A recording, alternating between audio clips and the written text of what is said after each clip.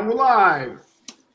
Welcome to a very special live stream with the Four Horsemen. Very, very special. Armchair NBA. I'm Tom Lavecchia, your host. My esteemed co-host, Brooklyn Guy. How you doing, Vinny? How you doing? Everything good? Very well. Joe, a.k.a. Bay 8th. And the man of the hour. Capital himself. The loans without the broken bones. Jason, welcome to the Armchair NBA. How you doing today? JSV Capital coming at you. Hello, everybody. Tom, gentlemen, good evening. Happy Friday. Or is it a happy Friday? What are we talking about today? All right. So first, let's go. We have some administrative housekeeping items to go over. Is my sound okay, guys? Your sound's okay. We're doing some housekeeping. Yes. Vinny, you got your skirt on? That's right. That's right. Your camera's good, Tom. It's just your video. It's showing your face. So Nice. So the first part is we did a stream the other night. Most people caught it. So we were a total of 5.5 hours. It got a little crazy.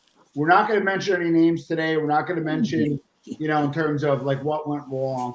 But we are going to unpack a little bit, talk a little bit, and find a better path forward because it got a little crazy. Things were said.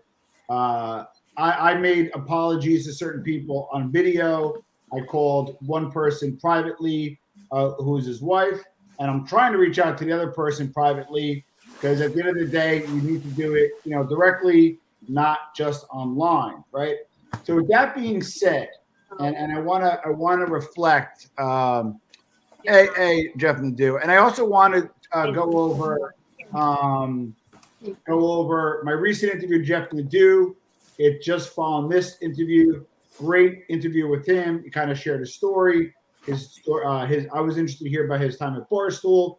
So check out the interview with Jeff Nadu. Jeff is in the chat. Jeff will probably send you a link in below, but we're trying to get through some housekeeping. Okay, so the intention of the podcast that night, and you guys were all there, we had like an impromptu dinner, right? We were going to go out to eat. Everybody knows I have a little one at home.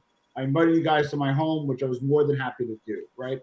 I had some wine, had some cigars, had a great meal, nice old school evening. Hey, let's jump on a live, right? Brooklyn Guy, what happened after that, and where did we go wrong?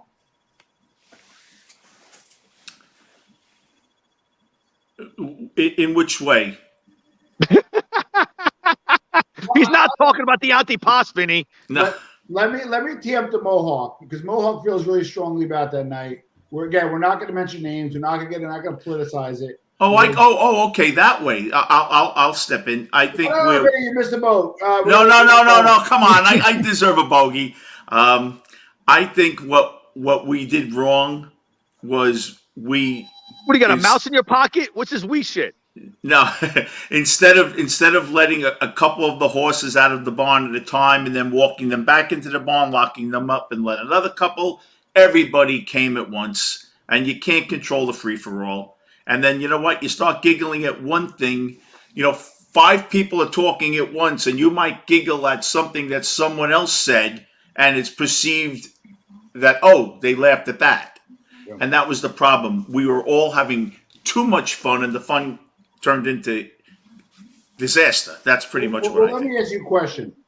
The goal was initially for us to do a live, right? And then we had a whole bunch of people jump in that are adversaries, right? Mm-hmm. Now, I've taken classes. I've negotiated a few deals in my life.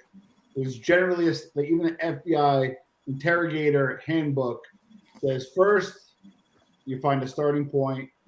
Second, you find one step of positivity and common ground. And then third, slowly peel away agendas on each side. Fourth, humanize the opposition. And number 5, get people to think it from the other side to help close that gap, right? I was attempting to do that night. Did I have any shot in hell or was it dead in the water? Joe, what do you think? I think the problem with that night is we stepped into something that we were not fully aware of. Makes sense. I don't listen to, these guys going back and forth. And obviously it's more serious than I thought. Not coming to any physical shit. That's a guarantee. But with the words and going at people's grandmother and their mother and their sister, you know, it's like that whole thing. But on everything, nobody's touching any of you three or me. I can guarantee you of that. Well, what about afterwards? I got some feedback from some people that I'm content to say I care how they think, right? And I reflect a little bit, and I did pull the videos down, right? Should I have done that, Jason? Should you have pulled the videos down? Yeah. Yeah. Okay. Yes. I guess short term. Yeah. You know what? Yeah. Should have pulled the videos down. Now, what I can do, and this is where the business aspect comes in, I can get that video chopped up. Probably looking at about $750 in editing time. You have to watch it once, watch it again, and then splice, right?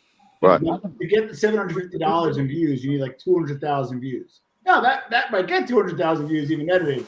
But from the business perspective, it doesn't make sense. So I'm kind of weighing whether or not I'm going to release it again or not under edited form. Vinny, if you're me, would you edit the video? No. Joe? If I were you, I would not put it out. There you go. I agree with taking it down. I agree with Joe. Don't put it out. I mean, people that were involved in that show, don't ever speak their names to me. And I'm serious. No. I don't want to hear the names, okay, from any of you guys. I don't know who they are anymore. That's it. We're doing our thing now. We're going to keep it moving. I'm going to get bogged down with this. I got to 46 years old, and now I'm going to get on YouTube and start getting into beefs with people. I'm gonna say my piece, and this will cover up most of the questions that Tom will have or anybody.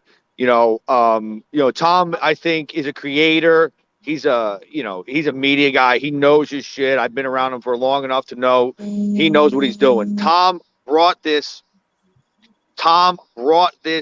to everybody, brought everybody together. Thought it'd be a great show, and it was a great show. Things were going well. And then, this is it's supposed to be a bunch of gentlemen getting together, having a good time, relating things to each other and understanding, pasts and presents and all that good stuff, and having cigars and wine and laughing and bringing up old times, whatever it is. And Tom brought everybody together for that. When men stop acting like men and act like teenagers, and for another man to say, I got more money than you, and my bank account's bigger than yours, and I'm gonna kick your ass. Like, who says to another man, I'm gonna kick your ass? Like why? Like, first of all, if you say it to his face, not over the phone or over YouTube.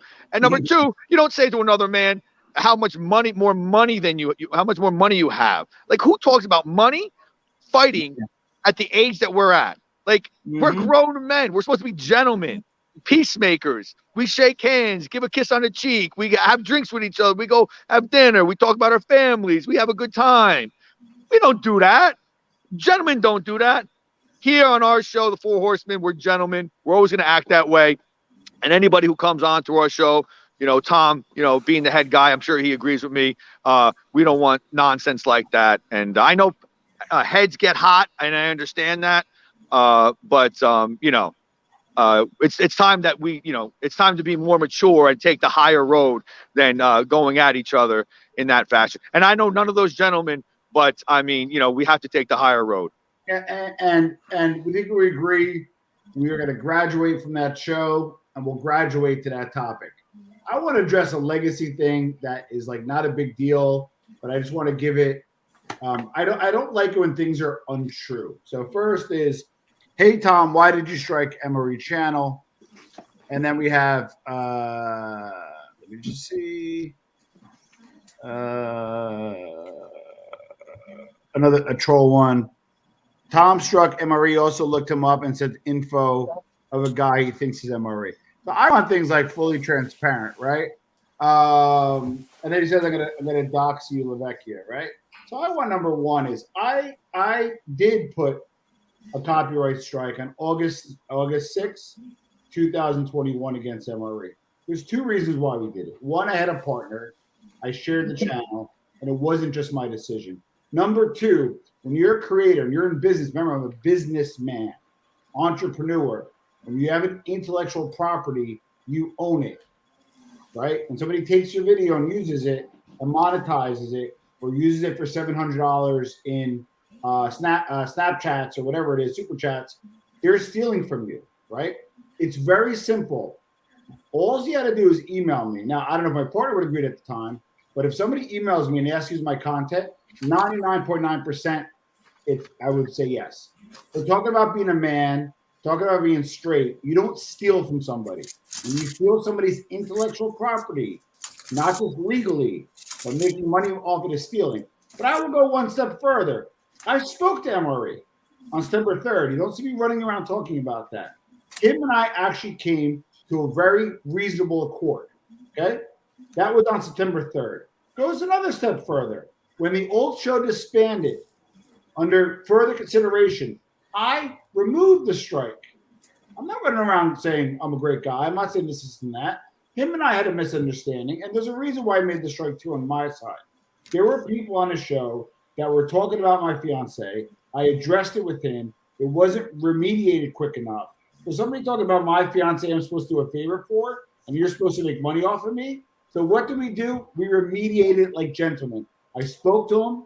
We spoke on the phone. We ended it on September 3rd, and I took the strike back. That's number one. Number two, who did I dox? You gotta be careful, okay? When you say I keep doxing somebody and you say things are untrue, that becomes libelous. And trust me, my legal team is better than yours. Next subject. What do you guys want to talk about? I just wanted you to just clear up in 30 seconds what is intellectual property for So people that may not know. No, I know what it is, but people might not. Okay, when you create, You know my picks? Those are intellectual property. That's my intellect making those picks, Vinny. it's called an IP. When you share something, you create a video. It's automatic. Well, it's not automatically copyrighted, but you own the intellectual property. And there's also a thing called fair use, right? Right. So there's a reason why I took the strike back. I'm a big believer in free speech, and I'm also a big believer in what's called fair use. Fair use says, hey, listen, you know what? I'm going to give commentary about it. I'm going to talk about it. I'm going to put my spin on it. They might augment it in some way or whatever that is, right? And that's okay, right? Now, what happens is when you take a video and you're getting super chats, if I watch the video, I'm getting super chats and benefiting from it, they're going to be fair use marketing. You need approval from the owner. You ever see you can't use this without the express written Consent. Yeah. Yep. That's how it works here, right? So somebody called me, Tom, I'll see you at court in Lavecchia. I'm a business owner. I am a businessman, and I will protect the things that I own that I do to feed my family. You know what? I don't block a lot of people, but I'll put you in timeout. I'm not going to block them because I actually might enjoy the conversation. So this is it. This is the real world, brother. That's a real world. Everybody wants to talk about this YouTube stuff. And here's the best part. My email's Tom and New Theory. I had people email me today about the other show. I had people texting me about the other show. Some agreed, some didn't. But as a man, you talk to somebody one-on-one. And if the area, you can meet at a cafe and talk in person. You don't got to fight. You don't got to act like you're connected. You can talk it out like gentlemen at this stage of our lives. And you may agree, you may disagree. You can have an active disagreement. You could agree. And the best part is most of the guys that I wind up talking to, not only wind up agreeing, we actually find some mutual ground. Well, go ahead. I just want to say that I'm answering someone on here that they felt Jimmy Calandra was wrong going against me today. Look, Vinny. I know. I just got to say something very politely. Everyone has a right. Everyone has a right to say. Okay. Vinny, I'll knock you off the channel, brother. I love you. Okay. We agreed. What did we just say? Oh, I didn't. I just saw this comment He here. might have been away. No, he wasn't. All right. So we're not saying I love you, Vinny. You're a great guy. No, that's fine. We're not saying any names. Okay. At all today. Okay. You know, and there's a reason for it. Okay. We're going to move on from it. We're going to graduate from it. If somebody does not like me, somebody does not like Vinny, somebody does not like Joe, or somebody does not like Jason, Somebody doesn't like me. Well. Okay. We wish you well. But Vinny, I don't What think about Mohawk? He's in this. I couldn't hear you. names today. We're not. Okay. We're dredging. You don't need dredge. Okay. You see, it's not going to be easy. It's going to be hard. It's going to have to detach. People may unsub, but we have graduated out of the mix. Mm-hmm. You know, and we wish all these creators well. Oh, I do. So I don't mean to get on you, Vinny, but no, that's okay. All right. Now let's talk about the next thing. How did people get to this, right? Because you think the mob tube genre would be a little different than how it is. Why is it this way?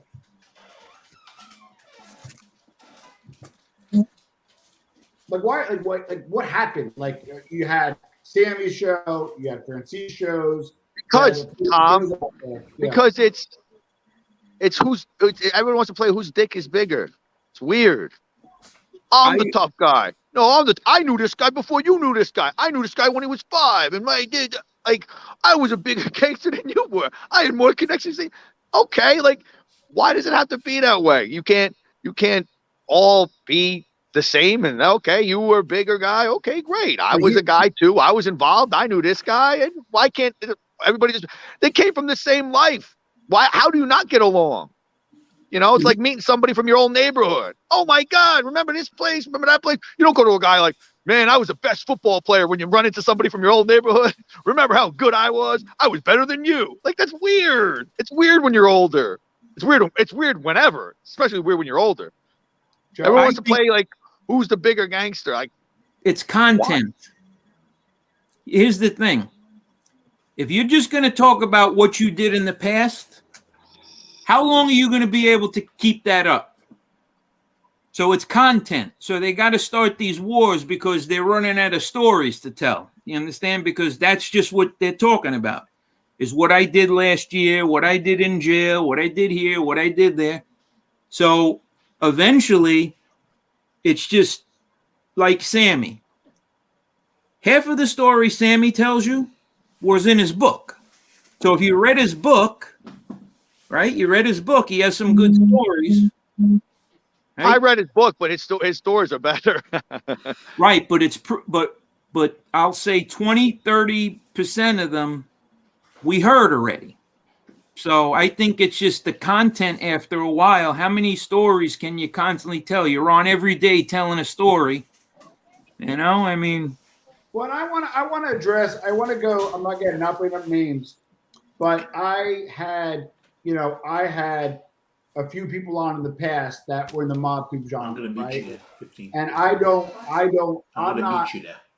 Yeah, I'm not apologetic towards it, right? I want to have particular people on. I wanted to learn their story. I believe I asked them questions that nobody else asked them before.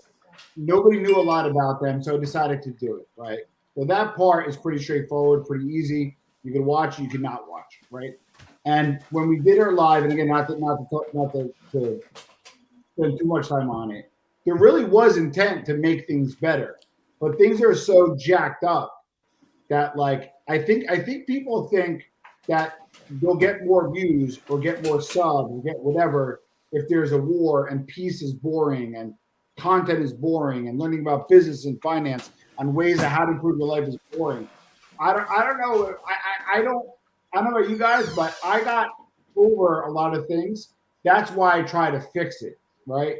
And I'm gonna own that I was either naive, maybe a little bit of too hubris on my end, or whatever it was, but it got out of hand, and that's, like I said, that's, what I wanted to own. Well, like, let's, God forbid, right? We're in the mob genre, right? Let's talk about the mob for a second.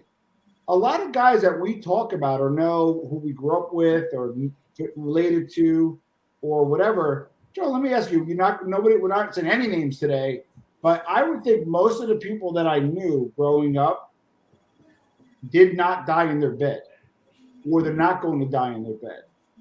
Would you agree? Well, yeah, but a lot of people die in the street too, so it's not just jail.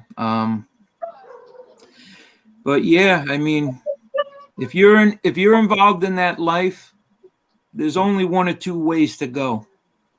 And the problem with jail is when you go to jail, it actually makes you worse when you go to jail. It doesn't rehabilitate. So that's another thing. People that do years in jail, they have it does something to you mentally. I mean, you have issues. I mean, not all of them, but it's not a good place to be. And you lose a lot of time. Well, not just that. Like, so you kind of look at, like, Vinny, you grew up with guys, they're a little older now. Mm-hmm. You have cameras, you got, software, who's wearing watch, this, that, whatever. Like, Vinny, do you think even the Italian American mafia, despite the Italians surviving and striving, Canada's doing well? Other parts of the country, like Australia and Dragada and so forth. But the American mob's in trouble. Vinny, do you think it has any shot for survival? Not anymore. Not with the tech and all that, and the unlimited funds that the government has to come after you, and the sentences they threaten you with now. That's more of it. When the enterprise corruption thing came in, and with RICO, I don't know if there would have been as much ratting if RICO didn't come around. All of a sudden you have the mob for years. Sammy Gravano was a tough guy for years. A lot of these guys did jail time before they ratted. They could have ratted the first time, or the second, or the third time. I think when you're not facing 60 years, I think it's a little different. I think everything changed, and I think that people were facing long stretches. I don't think the mob was taking care of families like they used to. Your wife wasn't getting an envelope for the kids' school money and all that shit, and people just said, screw this. And there was more treachery than in the beginning. Back then, it was treachery between families. You had that boss hit, you did this. Now there was treachery within families. The whole game changed, like the world. Everything evolves, and there's no reason to think that wouldn't evolve either. It's part of the world. And it just totally changed. It became every man for himself. The family element came out of it. The Godfather, when it came out, everybody had that. That generation, they came out, they had that feel like the mafia, the family, this and that. Yeah. I mean, now it's, again, I can't speak, but from what I hear, it's been every man for himself. Sounds like it. So, Vinny, that is an important question. Mm-hmm. What block, I'll get the address, but what block in Brooklyn did you grow up? Well, a couple of them, but around mostly on Bay 20th Avenue and Cropsey. Okay, and that's the Shorehaven apartment buildings. And then I went toward 18th Avenue. Yeah. I used to go to 20th Avenue Feast as a kid. Yeah, 20th Avenue was really Italian back then. But yeah, go ahead, Joe. No, one other thing real quick is you say that RICO changed everything, right? And that's true. But you know what I think changed it even more? Was 40 years ago, if you were a turncoat, informant, I'm not going to say the word RAT, okay? Mm-hmm. What happened to you? Right. Dead. You weren't surviving that. Now, what happens if you testify? You get out of jail. You go back to your own neighborhood. You get on YouTube. You get a job. You make money. You don't have to look over your shoulder every 2 minutes. If these guys started getting killed, okay, they were ratting and getting killed because a lot of guys are facing 10 years and they rat, right? It's not always 100 years. I mean, Fat Pete Giotto ratted on everyone. He got 10 years. That's what he got, 10 years. He took a 10-year plea. He turned because they were going to kill him. Well, guess what? If you're in the mob, someone's trying to kill you every day. So can't be that. So I think that the Prosper, like that was the thing. They got these turncoats out. They're safe right now, and they're all living good. But let me ask Vinny for a second. Mm-hmm. So Vinny, very important. You drive through your old neighborhood right now, right? Mm-hmm. And pick 5 or 6 places or 3 to 5 places. What was there then and what's there now? Shinebox and I did it. Where Pastels was, now it's just a building where you can actually look in where the guts are out and it's just all excavating. Yeah. The old Wimpy Boys Club, I think is now a deli or something to that effect. Yeah. And these, and when like you say, when I walked out and went on that street to take the pictures, like, my God, I used to walk in here worrying, like, what am I going to tell them? I don't have the money. And it was so different. Would I ever imagine that 40 years from now, you'll walk in front of there and there'll be nothing, you know? And let's see, what else? 86th Street as a whole, just doesn't look like 86th Street. I was in 18th Avenue a few months back. Were you? Il Coliseo, and then Cafe Sorrento, and like 18th Avenue, I didn't recognize at all. Tallies, we went to Tallies, and Tallies is nothing there anymore. And those aren't places that I used to go to a lot, obviously, but it was like, you know, it's kind of like when you're a kid and you're punished and it might be raining and you weren't going to go out, but just when you say you can't go out, now you want to go out. It's kind of like I never cared about anything that was there, really thinking about it, but I'd like to be able to go if it was still there. And that's the thing. Everything has changed so much. Okay, so now, candidly, was there in your immediate radius, whether it be mob or bakery, was there anything left from your childhood that you recognized? Some establishments. Names have changed on restaurants, but they were still restaurants. Tommaso's was nice to see that because you walked in, it looked exactly like it did 40 years ago. But a couple of things. There are a couple of stores I remember that were still there. They escape my mind now. But, you know, structurally, even the bits, you know, it's 40, 50 years now. Structurally, you know, neighborhoods could change in 20 years and the buildings still look the same. It's just the people aren't there. Stores go out of business. Now it just structurally looks different. It's like Las Vegas 30, 40 years ago, Joe, right?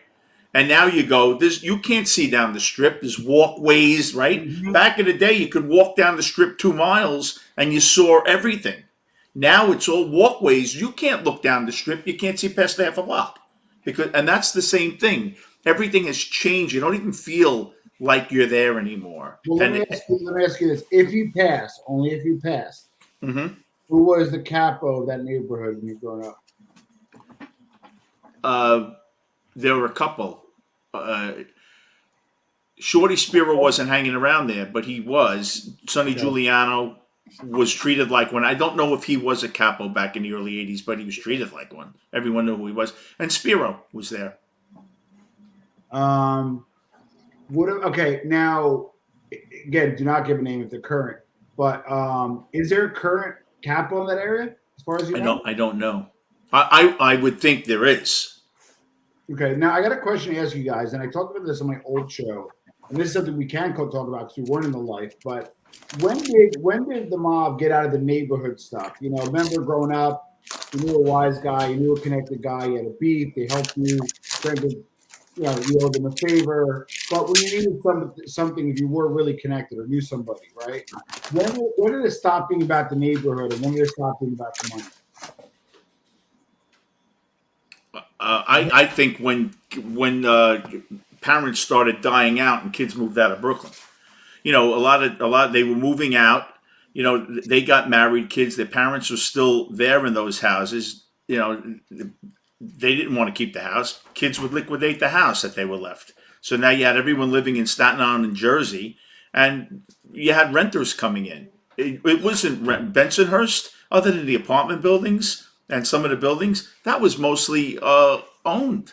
You know, people weren't renting out 2-family houses back then. That was a family that lived there. Yeah. Now, I couldn't imagine the percentage of people actually own. I'm not talking about Dyker Heights, the nice homes. Regular, standard, working class homes. I don't know. I bet you most of them are rentals. So when that happened and the people moved out of the neighborhood, the wise guys that were left there, they weren't dealing with their own people anymore. Got it. Let me ask you a question. Not that you did this, I don't want to get in trouble, but let's say you had a problem, a local neighborhood problem that you needed help with, right? That you couldn't go to the authorities. You go to the local wise guy. Up until what year you would have got help like that? And up to what year, if you asked, they would have been like, sorry, I can't do anything for you. Well, I never had that issue because I had a couple of dear friends they would have always done something for me. Yeah. But because of the factor of not knowing people and people getting in trouble because people were speaking, I would think back in the old days where if they just saw you around and they knew you as a kid, maybe they would help you. Then when people started going to jail because of people opening up, now it's kind of like, what is this about? Why are you coming to me? The most difficult part, and a dear friend of mine who knows me for years, and I told you guys this story, said, and I said, screw you with the cell phone. You come back after 15 years, you see a guy and you want him to help you, and he hasn't seen you, hasn't heard of what you've been doing, and all of a sudden, like, why are you here? You might be wired up. And the guy probably struggles, like, I know this guy. Am I going to have to whack this guy? It must be very hard. So, yeah, being out of the neighborhood for a long time and then showing your face again, that's why when you get busted, they get you right back out on the street. Because they don't want anyone to think that you were taken up and processed. They want you right back out. And I think that's the thing now. I think everything's changed, Tom. I haven't been in that life. But I do know people, and I don't ask them what you do on a daily basis, but I think everything has changed probably now. Well, I'll give you an example. So you looked at the case with the New Jersey housewife's husband and her. There was a home invasion in 2015. All public information. And then the guy was walking like at a strip mall in Jersey, and the guy gets beat up with a blackjack by a maid guy and associate, right? And then gets a free wedding out of it. All public information. I don't want to say names, right? Right. So, Really?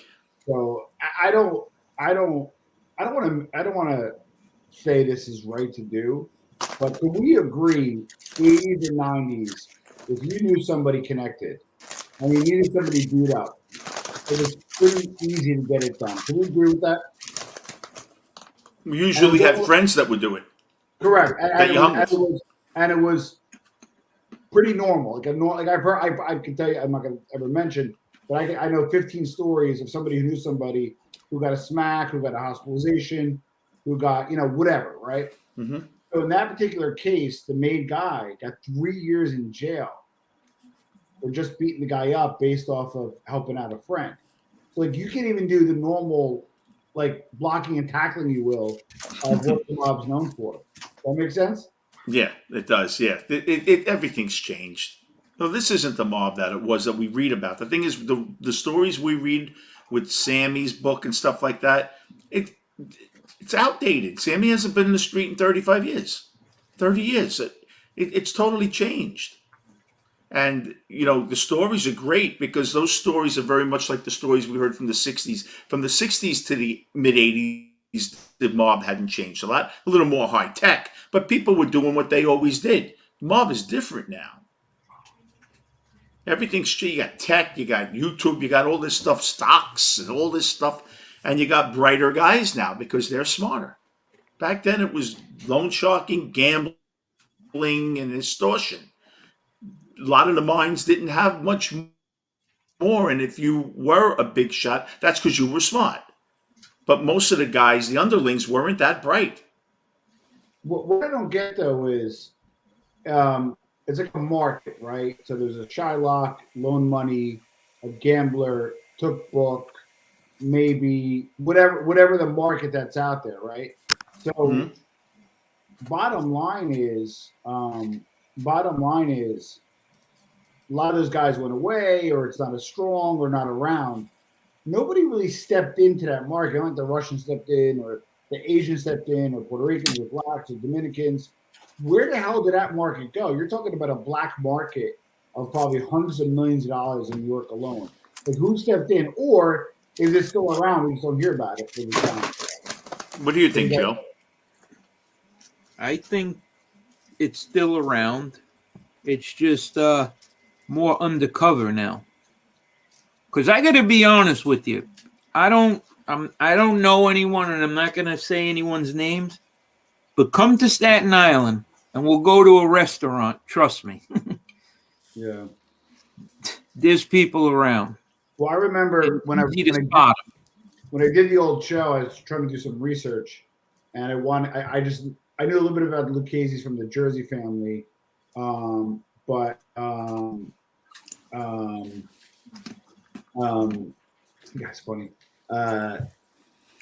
You know, I was doing some research, and again, I knew a little bit about Lucchese in New Jersey, but I didn't know much about Lucchese in general. And of course, what I do, you check Wikipedia, and sure enough, like 40 of the guys were like out in 16, out in 17, out in 19, or out in 20.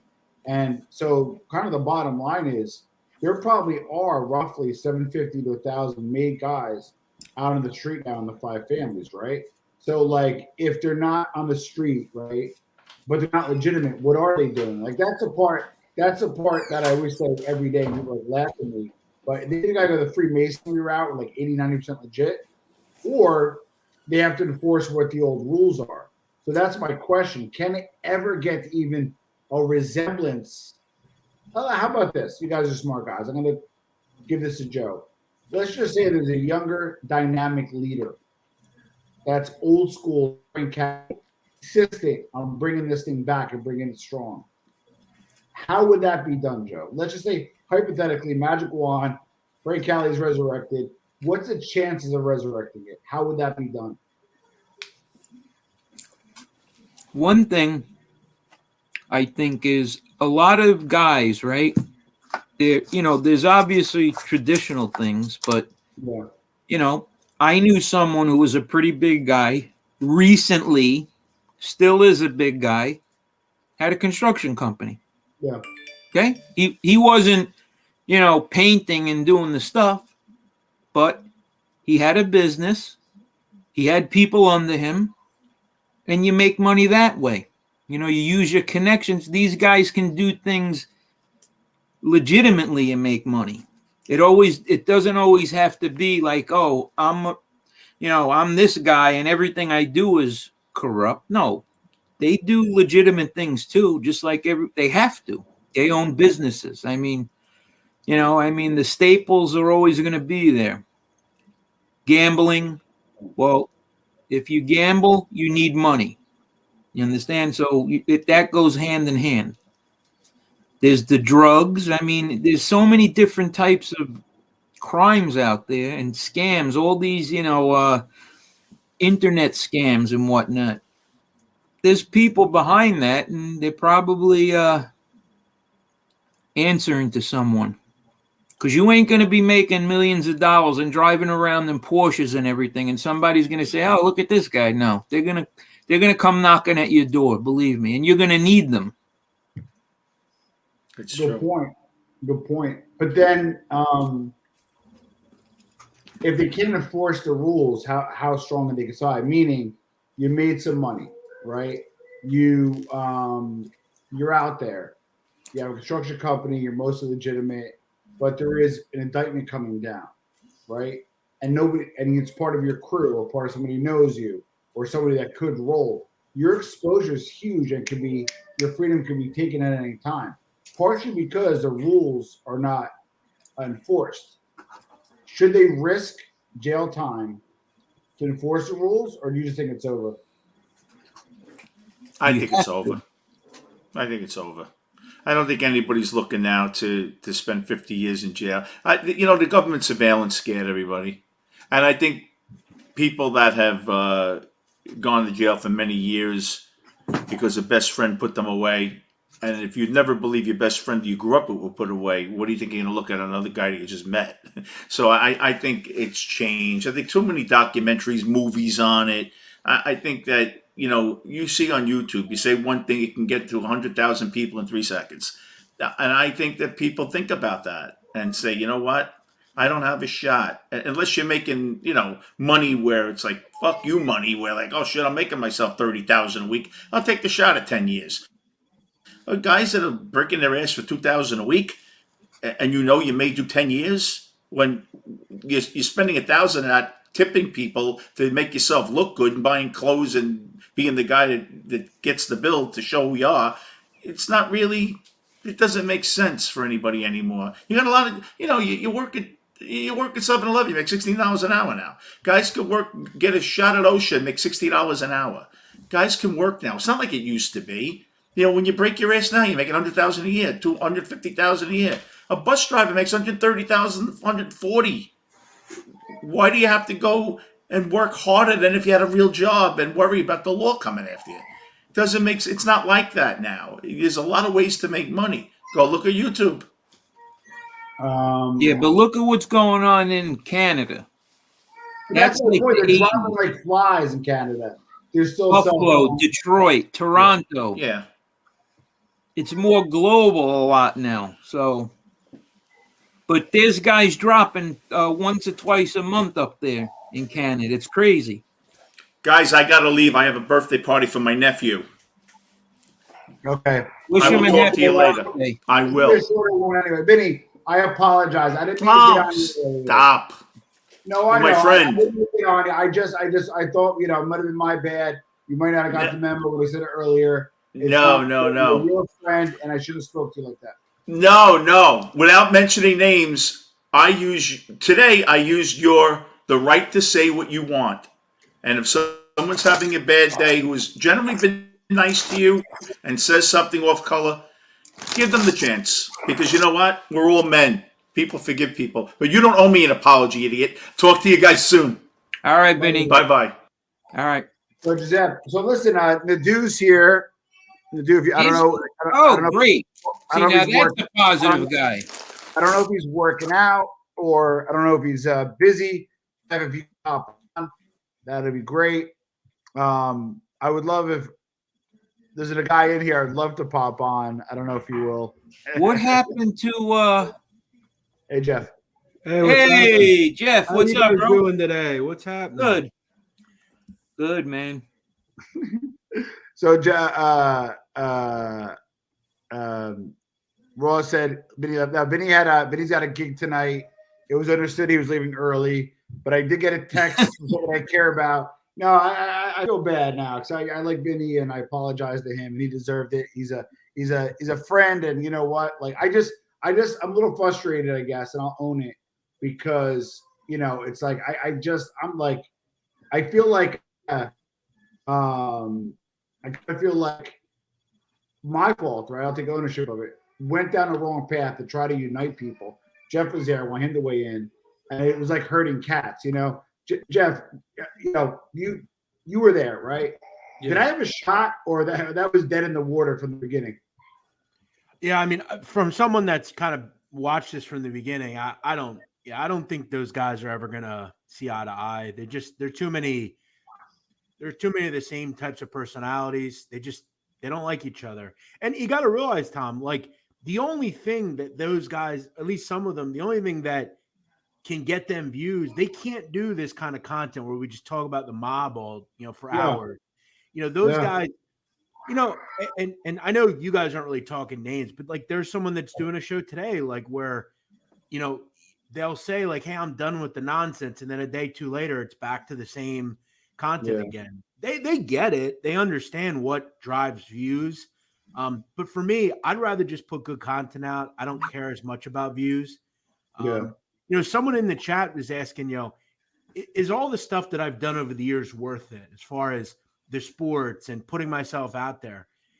I would say 10,000% it's been worth it. I've been able to sustain a living and a good living for 5-6 years now, where a lot of people can't do that. So yeah, it's 100% worth it. But yeah, I don't think, Tom, you were ever going to get through to those guys. It was a nice and honorable try, but I don't think. Tom's a good guy, and Tom doesn't see there's people that have different, they're brought up different. Tom is not a schemer or an angler. He was really thinking like, hey, I could probably talk to these people. But then someone like myself is going to say, I would have said it's probably not going to work just because, I've had some experience with these types of people.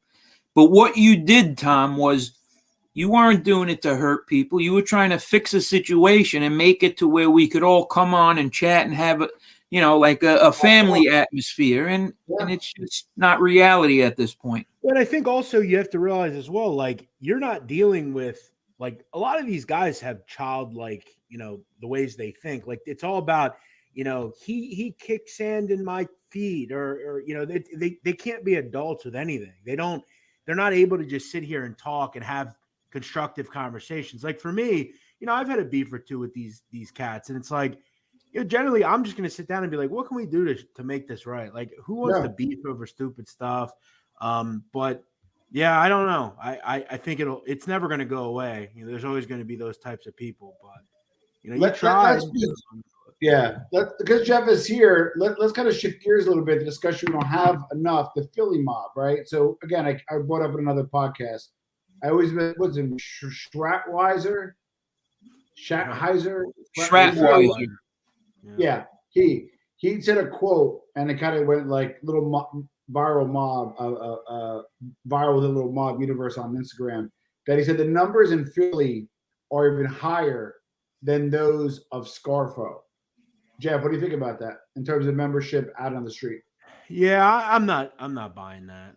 I mean, Scarf had a lot of people, and that was when the mob was in its heyday in this city. As far as we had just come off Bruno, Phil Testa, and Nicky gets control. I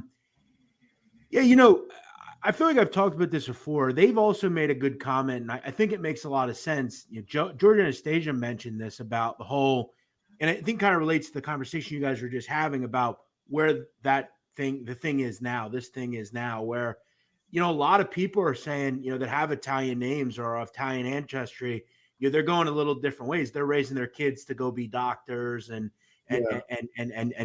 people of higher society, let's say. And I wouldn't say that. I mean, how many would that be? Are you saying there's hundreds, or he's saying there's hundreds, I guess? No, I think the Philly mob was projected to be at 50, 60 at peak. And there's a lot of guys out. So, there might be guys out in jail, guys in paper. I understand they also make here there as well. Why? What do you want? The bar is a little lower in terms of not that they're less capable, but I don't think they have to go to New York. I think they're on island. So I think they're able to. Let me mute them. So I think they have a little more flexibility than they had in the past. So they were able to make more guys work autonomously, and they might have made a whole bunch of guys. Yeah, it's just super hard now. I mean, you guys are talking about, the police and the FBI and the surveillance, and it's just harder to move now, and a lot of these, groups have gone under, as far as under kind of ground a little bit, and I know when, like at one point when Joe Legambi was said to be in control of Philadelphia, I mean, it was a super low key organization, The thing about South Philly that a lot of people may not realize or don't know is that it's a super small area. I mean, especially in that neighborhood that those guys are moving around in, the neighborhood's a lot different. Even when I lived there, I mean, I lived there in the late 2000s, early 2010s. I mean, it was totally different then than even now. Now it's a lot different. And, I think I will say one thing about those guys down there, this really can't be said in any other group that we've seen in mob circles, really outside of one or two. Those guys have all been friends since they were kids. Yes. They ain't talking. Yeah, they all went to school together. They all grew up around the same people together. You're not going to break a lot of those guys. They're real friends. They're real brothers. So, well, even what is it called? If we should do a dedicated episode, but the Stanford Wars. I mean, the guy was from Sicily, old school. Probably had a good number of guys on the hook, had the backing of the Gambinos. I understand he's related to guys in Sicily that were powerful, but you kind of had a local clique of guys that were so tight that they took on that old guard. Can you speak to that a little bit, Jeff? Top line? Yeah, John Stanford, for instance, he was he's a major lunatic, as we know. That's been the big problem in Philly a lot of the time. They're just these bosses that go on these power trips, like Nicky did and John did. And the problem that John Stanford has, there was that younger group that you didn't really align with his principles. They didn't think he was really fit to be in command. And John Stanford, for as old school and for as Sicilian as he was, he did a lot of stupid shit. I mean, he made people like John Veazey, he allowed Ron Previty to get involved and get close to him. He was not the smartest person. I remember when he threatened to kill George Anastasia. He threatened to kill Geraldo Rivera. He at one point said he was going to throw grenades into George Anastasia's home. I mean, he was just a real lunatic. But Philly, I always wondered what would have happened if, like I've said before, if Phil Plianetti and Salvi Testa would have banded together to eliminate Nicky Scarfo. I don't think it's wrong to think Salvi was young at that point. He'd probably still be around today. I mean, people really like Salvi Testa. All right, so, but that's the whole thing, right? Hold that thought, guys. 1 second. No worries, no worries. Joe, you're pretty well read. Like, what's your kind of take on the Philly mob? I mean, they're doing what they got to do. Obviously, I mean, there's still people there. I just think they're getting more into legitimate business. There's a lot of ways to make money legitimately, or like, semi-legitimately, where you might cut a few corners here or there. But I definitely think that they're moving more towards legitimate things. I know some guys down there, they're involved with a construction company and they're flipping houses. They're rehabbing them, flipping them, and making money that way. Yeah. Keep you out of jail. It's easier to make money. When Jeff comes back, my understanding, though, the way Philly operated for the last 30 years has been much different than New York. I think I understood they either controlled the meth trade or dramatically. Jeff, I got a question for you. As I understand, again, that's why I'm the armchair NBA. I'm not in the game. That the Philly mob operated differently. For example, for the last 30 or 40 years, was really into the meth game and either controlled it or heavily taxed it, which New York had nothing to do with meth. Can you maybe speak to that and how Philly operated differently versus New York business-wise? Well, interestingly enough, one of the big, purveyors of methamphetamine in South Philly was the guy Long John Martirano, who had really been around since Angelo Bruno. He did work under Nicky Scarfo.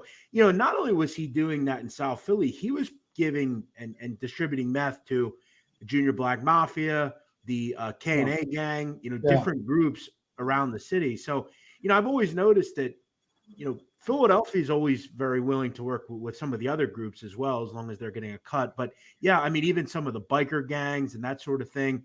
But again, eventually, once kind of things soured around Long John Martirano, he'd eventually he got killed.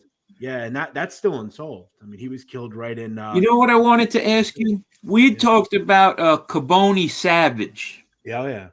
What is the relationship between the black mob and the Italians? Like, were they working together, or is it like Well, I think that's questionable. I don't know if they ever worked together directly. As far as during Angelo Bruno's years, the Philly Black Mafia was doing numbers businesses with Philadelphia. But Philadelphia, as far as the mob was concerned, was really allowing the Black Mafia to do kind of really whatever they wanted. I've always said at the Black Mafia's height, the Italian Mafia could not touch them. They would go in and out of territory. Now, the JBM, which was a subset of the Philly Black Mafia, kind of the sons and nephews of those guys, the younger group, they had some runarounds with Joey Molino and people like that in the 80s and the 90s. But as far as today, there's no connection between the groups. I don't know if there was ever a pronounced connection, maybe some drug connections at one point. But, I've always said, the Philly Black Mafia kind of did what they wanted to do. There was one instance that's very publicized, one of the worst crimes in this city's history. The Philly Black Mafia went right into 4th and South, which was mafia territory, stuck up and killed a bunch of people in a furniture store. They did all sorts of really bad things. And, Angelo Bruno didn't have much of an answer for it. So, no, there's not really a pronounced connection. But, it's definitely Philadelphia can you speak to that? Sorry, Jeff. I didn't mean to cut you off, but can you speak to what was it? So I don't mute Joe. Joe, you're muted. You just gotta unmute when you're ready. So the black mafia family, right? Give us a little background about that. Yeah, so the Philly Black Mafia was a group of individuals that actually began as a really just a group of guys that were actually part of the Nation of Islam. They did private security for a guy called Jeremiah Shabazz, who ran Temple 12 in Philadelphia under the great Elijah Muhammad. And at the time in the 60s, guys, during the civil rights movement, and really towards the end of that, the blacks up in the North really became kind of separatists. They started to kind of get this movement where they were going to empower themselves and create their own businesses. And in Philadelphia, Frank Rizzo wasn't going to allow that. So obviously their own neighborhoods, they started doing their own things, and there started to become a criminal element through Temple 12 in Philadelphia, which was run by Jeremiah Shabazz, who was kind of a militant in his own way. Yeah. And people like Sam Christian, Ron Harvey, they worked directly for the Nation of Islam. They started kind of doing criminality in Philadelphia, running drugs, numbers, prostitution, gambling. They controlled the black underworld. And what it started doing is no one would ever knew they existed because they ran out of mosques, basically. And really up and into the 70s, the FBI had no idea they even existed. But they were making major moves in Philadelphia. They were killing people that were under Frank Matthews. They literally controlled black crime in Philadelphia. And it really all kind of culminated around an event where the black mafia got into an argument with another Muslim sect called the Hanafis. They were the ones that actually converted Kareem Abdul-Jabbar to a Muslim. They made some disparaging comments about the Honorable Elijah Muhammad, who would be your modern day Louis Farrakhan during those times. And a guy, Ron Harvey, who was a hitman, him and Sam Christian, they banded together a hit squad, went down to Washington, D.C., and went after these guys. They ended up killing 7 people, including infants, children, women. Really one of the worst crimes in the history of this state, as far as people that come from this state. And it really kind of put them on the wavelengths of the FBI. But real quick, Frank Matthews, who many people know about, who I think is the biggest drug dealer in the history of America, that no one ever brings him up, literally got away with everything, ran away, and there's been nothing heard from him since. I think he's fertilizer. You do? Yeah, I'm under the belief that he's still alive, weirdly enough. And a lot of the FBI agents that worked his case believe that. But I would agree. I mean, he was muddy. He had a lot of enemies. He did, especially the Italian mob. And in the 70s, that was a big mistake to have his enemies. Maybe now you get away with it, but back then. Yeah, what was Italian? Didn't he shoot Bonanno guys? Like, what was something happened with Frank Matthews? He made a comment at one point that if they fuck around with me, I'm going to go over down the Mulberry Street. He made a disparaging remark about Italians and said he's going to light up some Italians in China or Little Italy. But we did a show on him. He's a really interesting guy. A guy that, I mean, they make these movies about Frank Lucas and Nicky Barnes and these kind of guys. But Frank Matthews was the real. He was the real top guy. I mean, he was moving crazy amounts of heroin and different drugs. But the Philly Black Mafia were ruthless. This city in general, from a black underworld standpoint, is really ruthless. Yeah. And Joe mentioned Kabani Savage. I mean, I've often said he's the most dangerous person in the history of Pennsylvania. He did some unspeakable things. And it was really just his whole demeanor. I mean, he would make comments about, killing children and infants, just a real lunatic. Yeah, he was. I heard about him. Yeah, the ADX in Colorado was made for people like him, and that's where he'll sit until he dies. He has a federal death sentence, but yeah, I mean, there was a situation. I think Joe, you've mentioned to me before the firebombing of a home. Oh yeah, yep. And the reason for that firebombing was they were testifying. There was an individual, Eugene Coleman, that Kabani realized was soft and couldn't handle things, and he was a guy they thought was going to cooperate, and to get him to shut up, they basically firebombed the home with a bunch of kids and women in it. And his sister, Kabani's sister, Kadada, she was the one that orchestrated all this. And I always remember this. I actually remember hearing about this when it happened. It was in the mid-2000s. When the hit went down and they did all this, the individual that did the firebombing went to Kadada and said, "You didn't tell me there were kids inside. There were little children in there." And she just goes, "Fuck them." And they were just really ruthless people. Yeah. Bonnie was just a ruthless person. And we've had some dangerous criminals, but a lot of them have come from, and really there have been a lot of connections back to the old Philly Black Mafia, and a lot of the corruption in this town has come from that. And yeah, it's a dangerous city even today. Yeah, same here now. I've noticed this stuff's heating up a little here. Yeah, for like really? the past year. You know, like the cops. As far as what? Shootings, people getting, like crime they're saying it's down, but every weekend the shootings. For a while there really wasn't for a couple of years. Yep. And now I just think the cops are like, F it, because what are they going to do? I think the cops are really, and one of the problems that I think we've developed over the last 2 or 3 years is that, cops are really, they're hamstrung what they can do, right? Mm-hmm. I think sadly, if you talk to a lot of police, they're going to say, I'm really going to, because you can't do much anymore because of some of the things that have happened. It's I'm going to put my life at risk. I don't know if I want to do that. I think policing in this country, and that's another video for another day, but policing in this country is completely backwards and on how it's done. And really what these police have to focus on is really just sad. And I will say quickly, guys, and we hear about this, and Joe's mentioned how things are just kind of out of control. The police can't really do much. We've got to make anything change, we've got to do some really transcendent things in our country. And that starts from just like when kids are born. I mean, we have to look at how kids don't have fathers and mothers and just all this different stuff that goes into it. And it relates to the mob as well. Go back and look in the mob at how many of the really bad people grew up without a father figure, and they migrated to the streets and said, Black Handprint and I have talked about that. He's in the chat. Him and I have talked about how it really doesn't matter what environment you're from, whether it's an Italian neighborhood, a Puerto Rican neighborhood, a Black neighborhood. You have your own,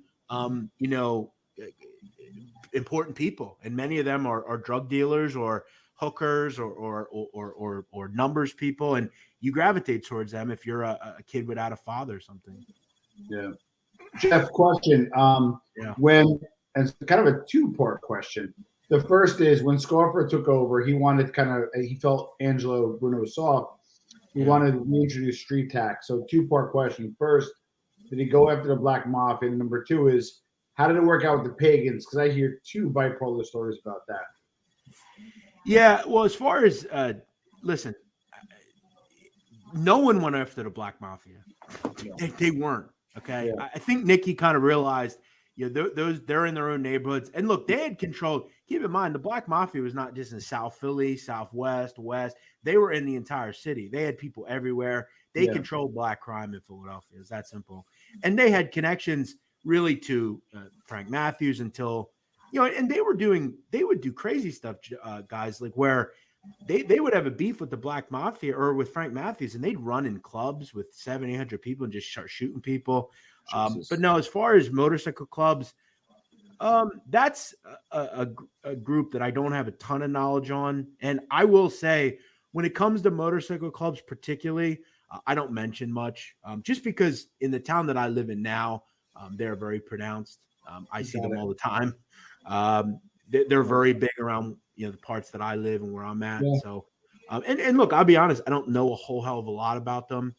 I know they move around in those drug circles, but Nicky tried to tax everybody, and it really upset the apple cart with people like the Riccobinis, and he ended up having a war with those guys. Harry Riccobini was always a fascinating guy to me. Yeah, go on him a little bit. He's definitely fascinating. Yeah, I mean, he was kind of an independent guy. Him and Angelo Bruno had a good relationship. He had been made really in like the early 30s, I believe. He had been around forever. He was old or something when he got made, supposedly. Yeah, and it's interesting because he truly looked like a garden gnome. He was about 4'10", 4'11". He was a little wee guy. He had survived multiple assassination attempts, took a couple bullets. And I remember when Nicky went after them, Nicky was another lunatic because he was willing to separate. He wasn't willing to separate family. Like they went after Bobby Riccobini with his mother right there. They were real lunatics, but they killed him in front of his mother. Yeah, they did. They killed the mother, right? Yeah, they actually pistol whipped his mother during. What? Yeah. And one of the individuals that did that hit is on the streets today, right now. So yeah, I know who the dude is. He's one of the, he's a stand-up guy. He did a lot of time though. He did like 30 years over that. There's a lot of guys, some of the real old school guys. They've been around for forever.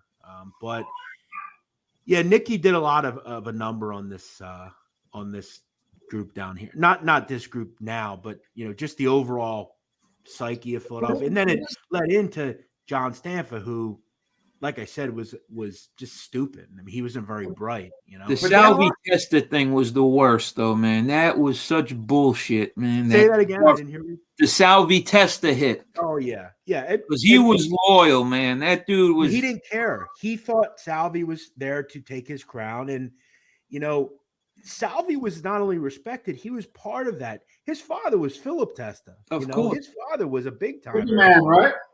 Yeah, right. And it's a shame how it all went down with him because, again, he was a mobster, he was a killer, but he was someone that I think had a lot of a future. And but yeah, you got to wonder where leadership would have taken the family. And weirdly enough, they had such great leadership under Angelo.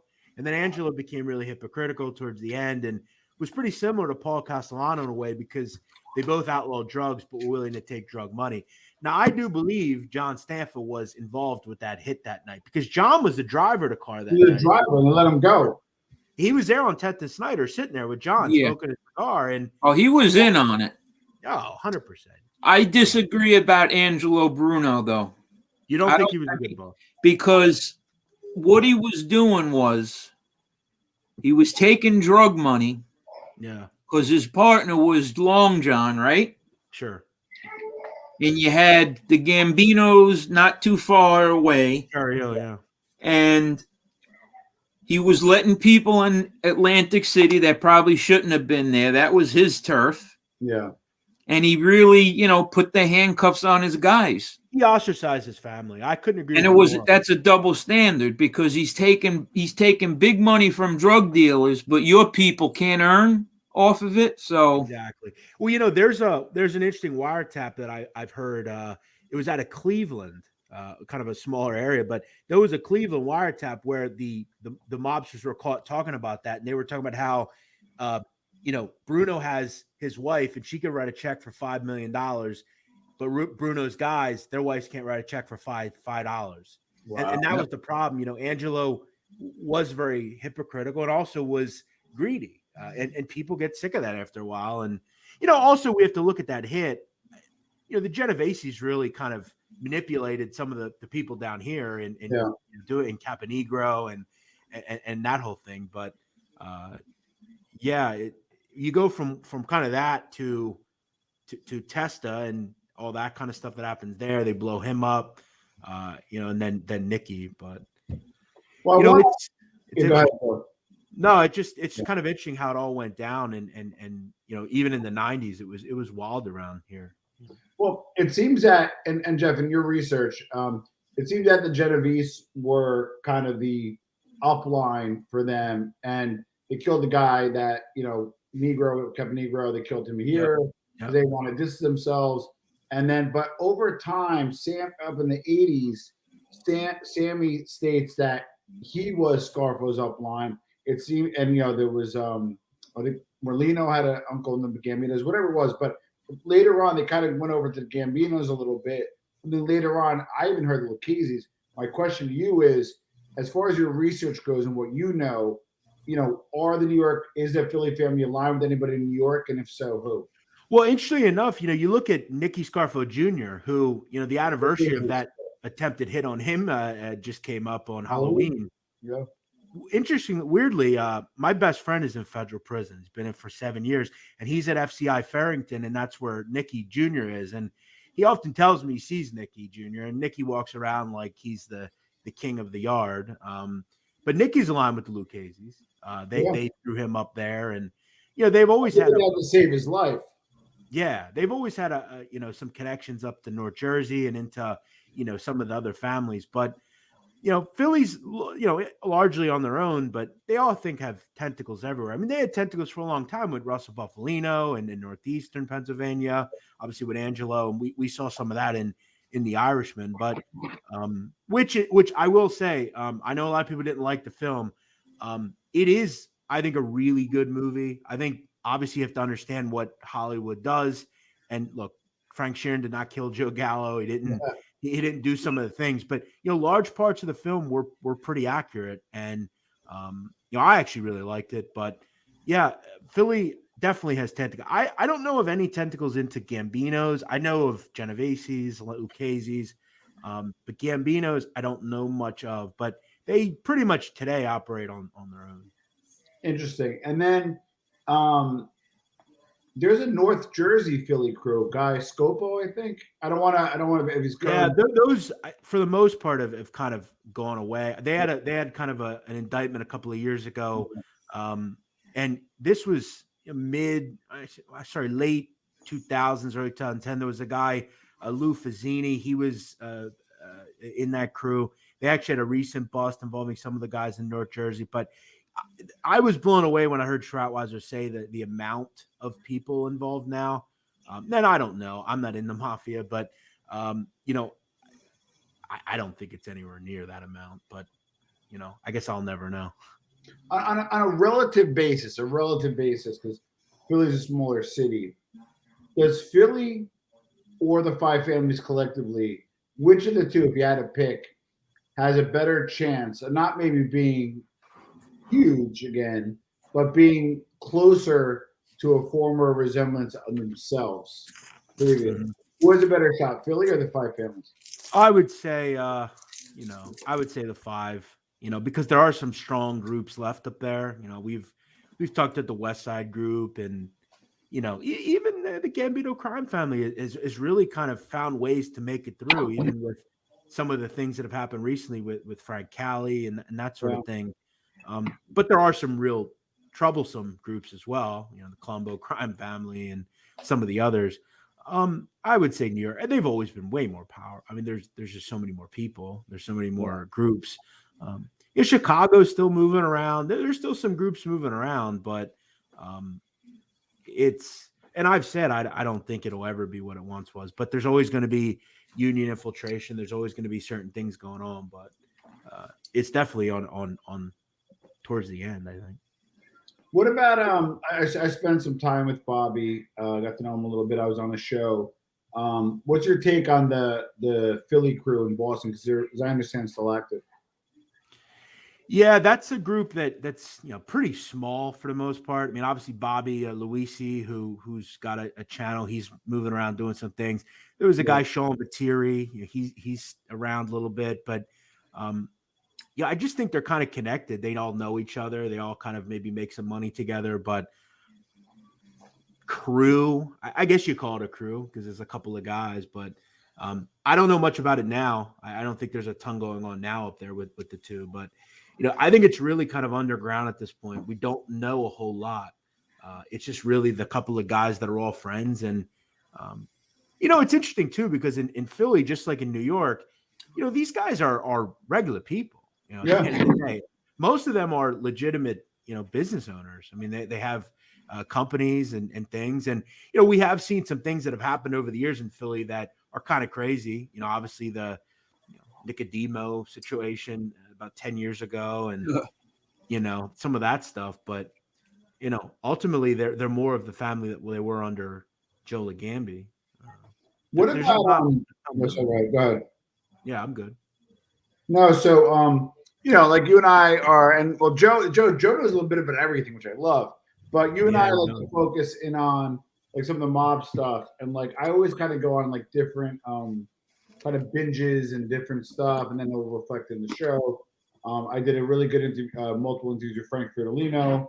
I got fascinated by like a lot of the Sicilians operating in New York, ergo like the Pizza Connection, that kind of stuff. What's on your radar screen right now? Is it either something you're working on, or what's your area of interest right now? Where are you focused? Yeah, I'm doing a lot with obviously the United States is interesting to me, but I've always been very fascinated by the Camorra, and I'm doing some. I'm doing some stuff on really probably 2 episodes on the Deloro clan and their they're obviously the basis of that show Gomorrah, and doing a lot of stuff on Paulo Delora and his kind of very serious clan. And you know, he obviously would hand everything over to his son Cosimo, and there would become some real issues between him and a splinter faction of the group. We have to understand, guys, that those are groups that literally control the drug trade in Europe. I mean, you know, Scampia, Segondigliano, those areas in Naples are controlled by the Camorra. And, you know, in the 2000s, I mean, it was literally a war. I mean, tons of bodies each week. So I've always been really fascinated by that. I also mentioned, you know, just some of the Albanian crews. But we have still so many people to talk about on our show that someone's mentioned in Spanish Raymond. I think Joe kind of chatted. He was really interesting, a huge numbers runner. Someone asked about it, and I'm asking them, is he talking about Spanish Raymond Marquez, or is there one from Philly? I don't know. Yeah, I think he's talking about Spanish Ray, the guy who had some major connections to Tony Salerno. And he was a huge numbers runner. Him, Miguel Battle, or Jose Miguel Battle, a lot of those guys. Yep. But 1 second. Hold on. So the Camorra is much different than Cosa Nostra, and much different than Cosa Nostra US, LCN. What you discovered so far, give us a little bit of what you discovered so far. How is it different? The structure and so forth, because I'm fascinated by the Camorra for many reasons. That my family's from Napoli, you know, east of Naples. But give us a little background on that, Jeff, what you found so far. Yeah, so one thing that I think it's interesting is that the son of a boss is the boss when he goes away or goes into hiding, regardless of who he is and what he's capable of. And sometimes a wife. Sure, exactly. And we've seen that in Gomorrah, which you know, and I don't want to spoil it for people, but one of the people involved, he goes away and his wife takes over until the son's ready. And that relates really, Tom, to one of my weird thoughts as to what happens at the end of Sopranos. I actually do believe truly that if Tony was killed, I don't think it's that ridiculous to assume that Anthony Jr. takes over the family. And I'll tell you why. Hear me out here. If that would have happened, right, Tony would be killed in front of AJ in that restaurant. Yeah. And I remember a pronounced situation where he goes after Uncle Junior. Remember in that nut? Yeah, when he shot him. When he shot him. He has the knife. Remember, he has the knife. Interesting. He has the knife and drops it. Okay. Like, hear me out. Yeah. Tony then goes to the police and gets him out of it. He talks about, you could have been charged with attempted murder. And he goes, you're just going to let him fucking get away with this? And I could tell there was a fucked up thing in his head where I didn't think he would ever be the same. And I think he had the rotten gene that Tony talked about. And I think it also illustrates where the mob is and where it's become, that someone like him could be in control. And by seeing his father killed, that may have put him into a different mindset, quite like Tom Gennaro Savastano. Which was a fuck nut. Yes, he was just like AJ Soprano, the same kid. He was this goofy kid. And by the end of season 1, he was a hardened Camorrista, you know? And, you know, I think it also illustrates, if we remember, AJ was working with Little Carmine, right? Yeah. Little Carmine wasn't the sharpest tool in the shed either. He was only who he was because of his father. So I don't think it's that ridiculous. I know people think of AJ as this goofy kid, but I think he had a rotten gene in his head. He didn't have much direction anyway. And I think he would have been really hardened by seeing his father killed right in front of him. Interesting. And funny is because the Camorra would kill the father, the son, and maybe the wife. So obviously they go up a little farther. You know what? You went from like 3 miles away to I'm at least in the same parking lot, Jeff. That was I think it's obviously a theory. You know, I heard a theory through David Chase that they had considered, someone brought up the idea of Carmelo Soprano taking the family over, and that was quickly shot down. Meadow.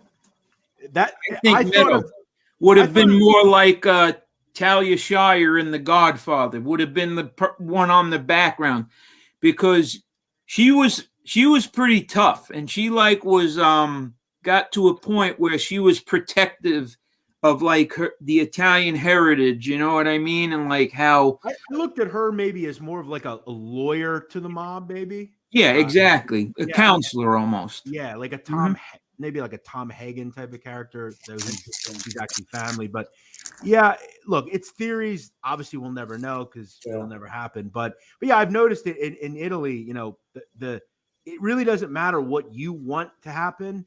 If you're the son of a boss, you're next in line. Yeah. But you know, just really the thought of like over there, it's a complete lifestyle, right? Yeah. Like and what I find interesting is most of the people involved in that life don't live any glamorous life. Like they don't have big houses or like their whole life Not is for the money. It's a way of life. It is correct. And in these areas, they're so, in poverty that they almost all work as one. Like a housing estate in Naples is all on the take. It really reminds me of that whole thing on the show The Wire, where you go into some of these neighborhoods in Baltimore and every other house is drug connected in some way, where they are involved in the drug trade. They house drugs, they hold money. Like everyone's on the same page. It's a ballet and everybody's involved. And there's huge money, man. The drug trade is huge money. And another thing I've learned is they're not big on some of the traditional mob rackets that we have here. Let's say extortion, like Paolo DeLuro, who Pietro Savastano is based on. He outlawed that sort of thing because he almost looked at himself as, we are the police in this neighborhood. We don't hurt our own people. Mm-hmm. We're already kind of hurting them in a way by selling them the drugs, but we're not going to steal from them. We're not going to extort them. They were protecting the group from outsiders coming in and doing that. Correct. And when they make the money through the drug trade, that's what goes into huge construction projects, huge things. And that's really all, that's the money they make. What about well, hold on a minute, guys. Tom, I gotta hit the road. Okay, for tonight, you're wifey. Yeah. Because I would have been on for a little bit more. Then we're gonna wrap it up. Because if I'm get back and you're on, I'll pop back. Yeah, more than likely we'll be off. But you knows maybe pop it up later tonight. Never know. That sounds good. So, Jeff, nice talking to you, man. Who do you like tomorrow in the fights? You watching them? Yeah, I took Usman already. Already bet you took Usman? Yes. Yeah, I'm still working on the card a little bit, but I like Usman a lot. And what about Canelo? I like Canelo as well. I think Caleb Plant will be a good, tough fighter, but I think Canelo's just too busy. He's too good. I think it's going to be like Billy Joe Saunders. He's eventually going to wear him down. Exactly. He's just better. All right, guys. Thank you. And thank all the listeners, man. Thanks for all the support and the kind words. We'll see you guys later, man. Thanks, bro. Be good, Jeffy. Thank you. So I think like Gamora, and like again, I won't give a spoiler either. The thing I like about it is, and you know this, Italian cinema and U.S. cinema approach a mob totally different, right? In the U.S., I don't know if the mob had PR people. They glorified how it was, right? In Italy, it's something you got to deal with. It costs you more money for gas, more money to build your house, and like you don't like it, you're not happy about it, right? So the media in Italy, respectfully, I'm going to say this, I'm in trouble, but it kind of like pulls out the veneer, and like they're vapid dirtbags, especially in the Camorra. Like the Camorra, they're not good dudes at all. No, they're bad people. I mean, some of the worst. And that's the show. Like the show is not, that's based on mostly real events. Like in season 1, when Ciro DiMarzio kills that young girl, that's based on a real event, Gelsomina Verde. It was one of the things that really opened. She got burned to death in real life. Yeah, they tortured her, burned her. They basically were looking information like Ciro was, and she didn't crack. She held it down, and that actually was the tipping point, I think, in Italy, where we said we got to wake up. It's almost like when something really horrific happens in America, we have to wake up. We've got to do something about this. And but yeah, it's horrifically violent. It's not, we care about families, we're not going to hurt you. Like it's really, they almost behave as if a gangs do in this country, where when you're given a murder contract, you have to take care of it. It's on site.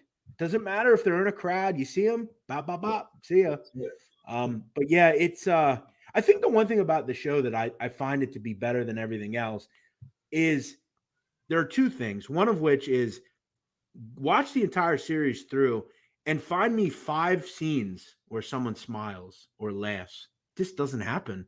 It's a morbid show. It's not meant for comedy. It's not meant for laughter. It is really a documentary. And that's one of the things about it that I love. It also doesn't sexualize its characters, which I think is great. They do that a whole lot in shows, and it's almost forced and too much.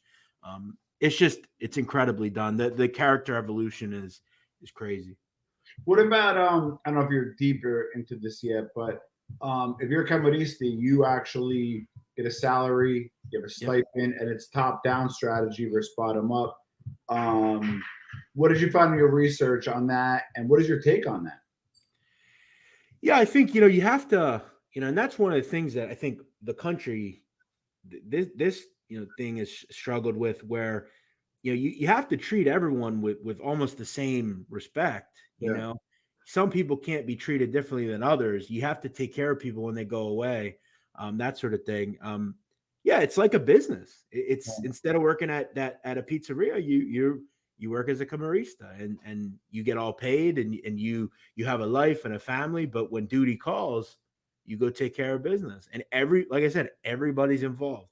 The people in the apartments are involved. There's lookouts. There's, and what's crazy with Naples is it has led to these young baby gangsters, like these 12, 13, 14-year-old crime bosses. And in season 3 of Gomorrah, the character Sangre Blue, who he's based on a real character as well, Manuel Sabile, who was 15. He took over a clan and ruled a bunch of kids. And that's what's crazy there as well, where in the United States, there's no, like in the mafia, there's no kids, right? There's no women. That's unheard of. But it's interesting, Tom. The character Chanel in seasons 2, 3, and 4, she's based on a woman, Maria Licciardi, who until about a few months ago was still a boss. She was a woman boss. And it's interesting, in the 2000s, they did a study on her leadership compared to men. Yeah, and it was it was much better. The Camaristas were more effective. They seem to, weirdly enough, when a woman's around, she's a more effective boss. And if you remember in Sopranos, in that Italy episode, Annalisa, Tony's like blown away. He's like, a fucking woman boss. Like, he doesn't believe it. And if you send me that citation when you get a chance, if it's an article, I think it was an article, or if it's a book, whatever it is, when you get a chance, send it to me, because I think it was actually a documentary that I think it was, I gotta find it, but it was a Italian documentary in the early 2000s where they were working with the police, and they were driving around with the police. And it's and again, like you mentioned the media in Italy, which you look at Saviano, for instance. I mean, he's been under police protection for years, a decade, basically. And you have to ask yourself, is that worth it?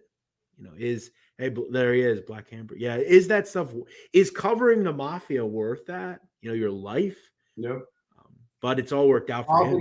Think about Vito Genovese killed a journalist for, what was it? I think Mussolini. Oh, Carlo Tresca, yeah. And Vito Genovese is of Napolitan origin. Yeah. So what's your so they get a income, right, from the top down. Their parcel is drugs, their trade is drugs. They do other stuff, but the trade is drugs. They are very violent, as we know. I don't believe they have a making ceremony. If you could find that out in your research. No, they don't have necessarily, like, there is a pronounced leadership as far as boss and but it's only, they're very flat. When I get it, it's a very flat organization. Keep going. Yeah, they don't have, like, it's not as pronounced as like the American mob, where like they're soldiers and underboss. It's not like that. There's a leadership and a boss, and there's clans within the clan Yep. that, like a capo, let's say, that has soldiers, and they're all the same level, right? And then there's different there's people that feed information, and that could come from kids or whoever. There's lookouts. There's they're all system, but I also like Italy is crazy because there are just so many like stories that I've heard over the years. OC Shorts talked to us about a story in which they found that an individual was an informant and they cut his head off and were playing soccer with the head in a home. They were kicking it back and forth and joking about that's a goal, that's not a goal. And, but it's all like just part of the game, right? Killing people is accepted. It's also, you're going to get killed and you're okay with it. It's part of it, and that's something about Gomorrah that I love as well, where every individual accepts death and accepts their fate. And you don't ever hear of like, oh no, I didn't do it. It's okay. If that's how it has to be, it has to be. I think it's the wrong decision, but do what you have to do. It's not comparable to over here. I don't think. And you bring a good point up because there's obviously the unemployment rate is high, especially Napoli in Italy. And, you need it for employment, but you're right. Like the Camaristi, like they live in like tenements almost, like a few bucks, or they have, maybe a little bit better scooter and they have better stuff. But the real money is the boss. And if you notice in Gomorrah, which is true, and this goes for the Sicilian mafia as well, in Sicily, generally the guys that are in management, the outside of their houses are like not very nice, but inside they are. Yeah, they're the gold and the marble and it's fascinating. I've also noticed, like I read up a lot during the pandemic on how in Italy the pronounced group that people are going to because the government takes forever to get people money. Mob stepped in. Yeah, these checks and stuff that the government in every country is giving to people, that takes a long time, right? Yeah. So I've often said, I think one of the things that we do miss the mafia for in America, for instance, is the fact that, during tough times, if you lived in Bensonhurst in the 60s or 70s and you needed something, you could go to deli and say, listen, so-and-so, Joe Donuts, hey, I'm struggling. I need some help. Or, hey, this is happening. So, I think during the pandemic, the mob was the only foothold for people to go to and say, hey, I need help. And they helped them, We could probably collaborate on this, where how the mob dealt with the pandemic in each country. So, for example, in Italy, they strived. They became a resource. They were giving enough food, supplies, loans. Supposedly, they were even like shaving points off the loans. They're like Robin Hood. And to win, kind of like the Pablo Escobar model of win the hearts and minds of the people. Then you insulate yourself. That's true mafia, right?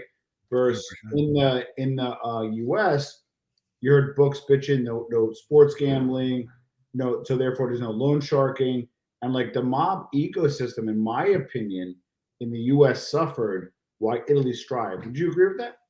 Yeah, and I think that's weirdly enough, like in Italy and in America, the whole thought of these people as almost like urban legend. That we have the fascination with MobTube, where the reason we're all on here is because we find these people to be compelling, right? Whether it's John Gotti or whoever, and whether it's there or here, the whole notion of we're the guys and we're the ones that really care about you, not the government, is a bit true. I mean, the government doesn't care about you and me and everyone in this chat.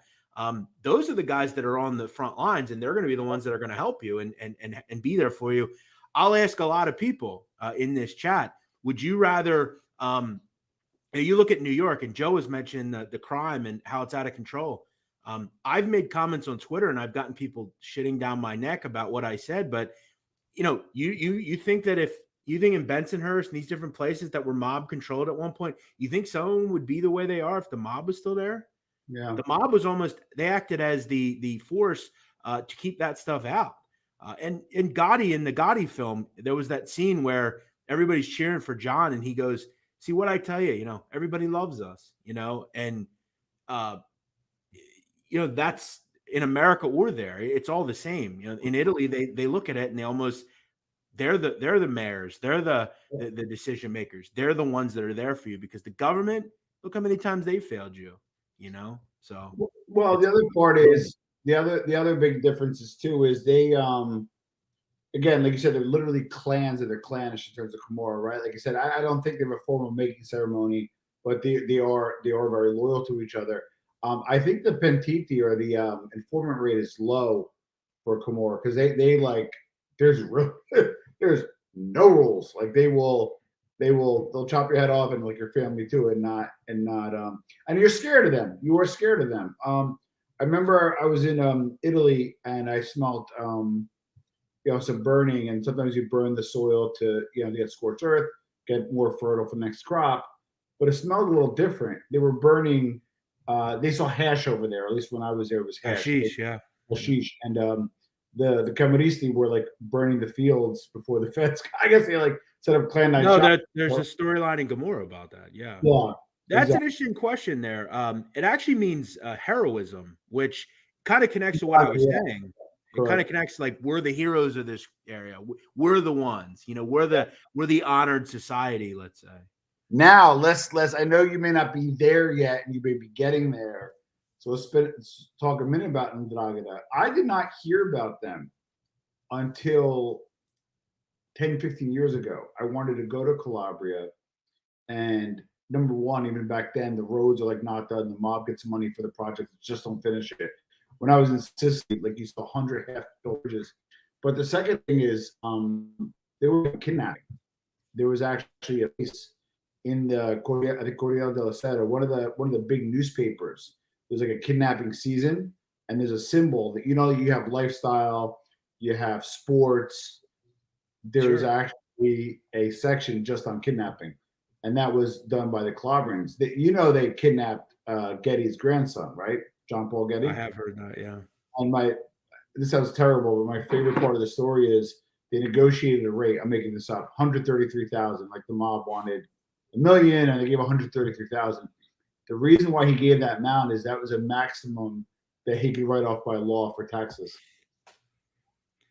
Yeah, listen, these and that's the thing with these groups. Like they're truly like transnational. Like they're, we actually kicked around at one point on our show discussing, Tom, do you look at like a terrorist organization and say they're an organized crime group? They're a mafia, right? I mean, they have they're a group that are made up of criminals that terrorize places. Now they do it on the account of religion, but there's like, I mean, in India, Malaysia, China, Russia, all these places, there are all these groups, but the Ndrangheta is probably the biggest criminal organization on earth.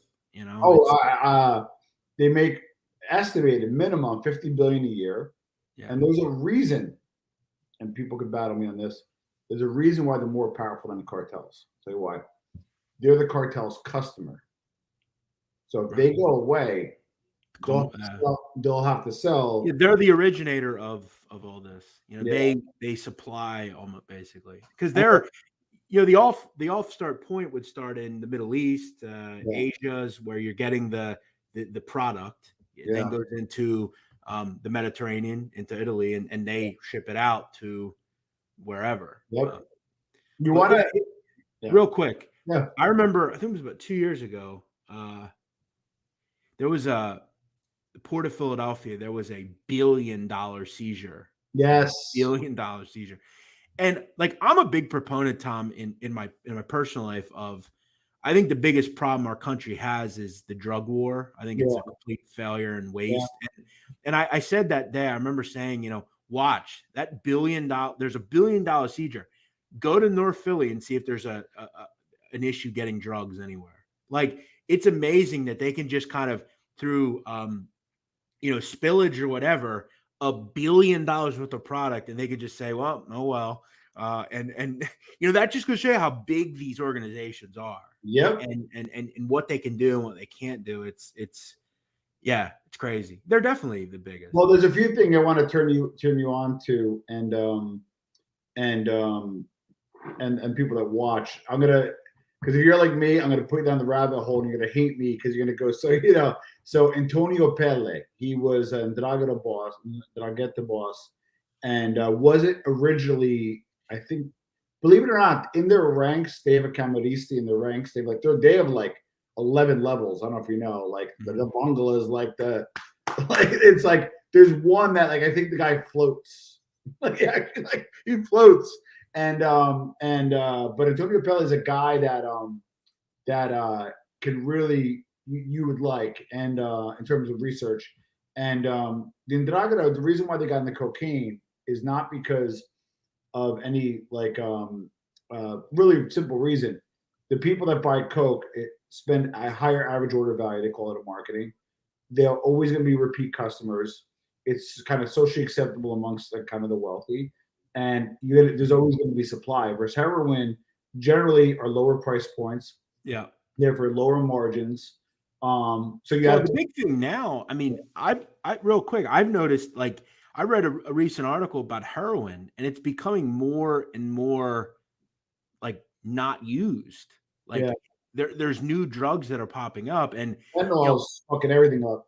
I don't sell drugs, but like I feel like cocaine would be the stone cold best option because, again, as you said, it's not acceptable, but it is more for the elitist group, bigger, the partiers or whatever, and the people that have the money to spend. But that's interesting.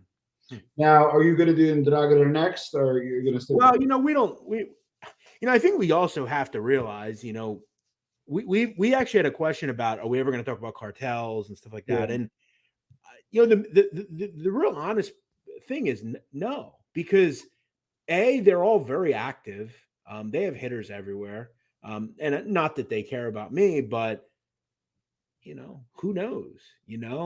My whole thing is more history.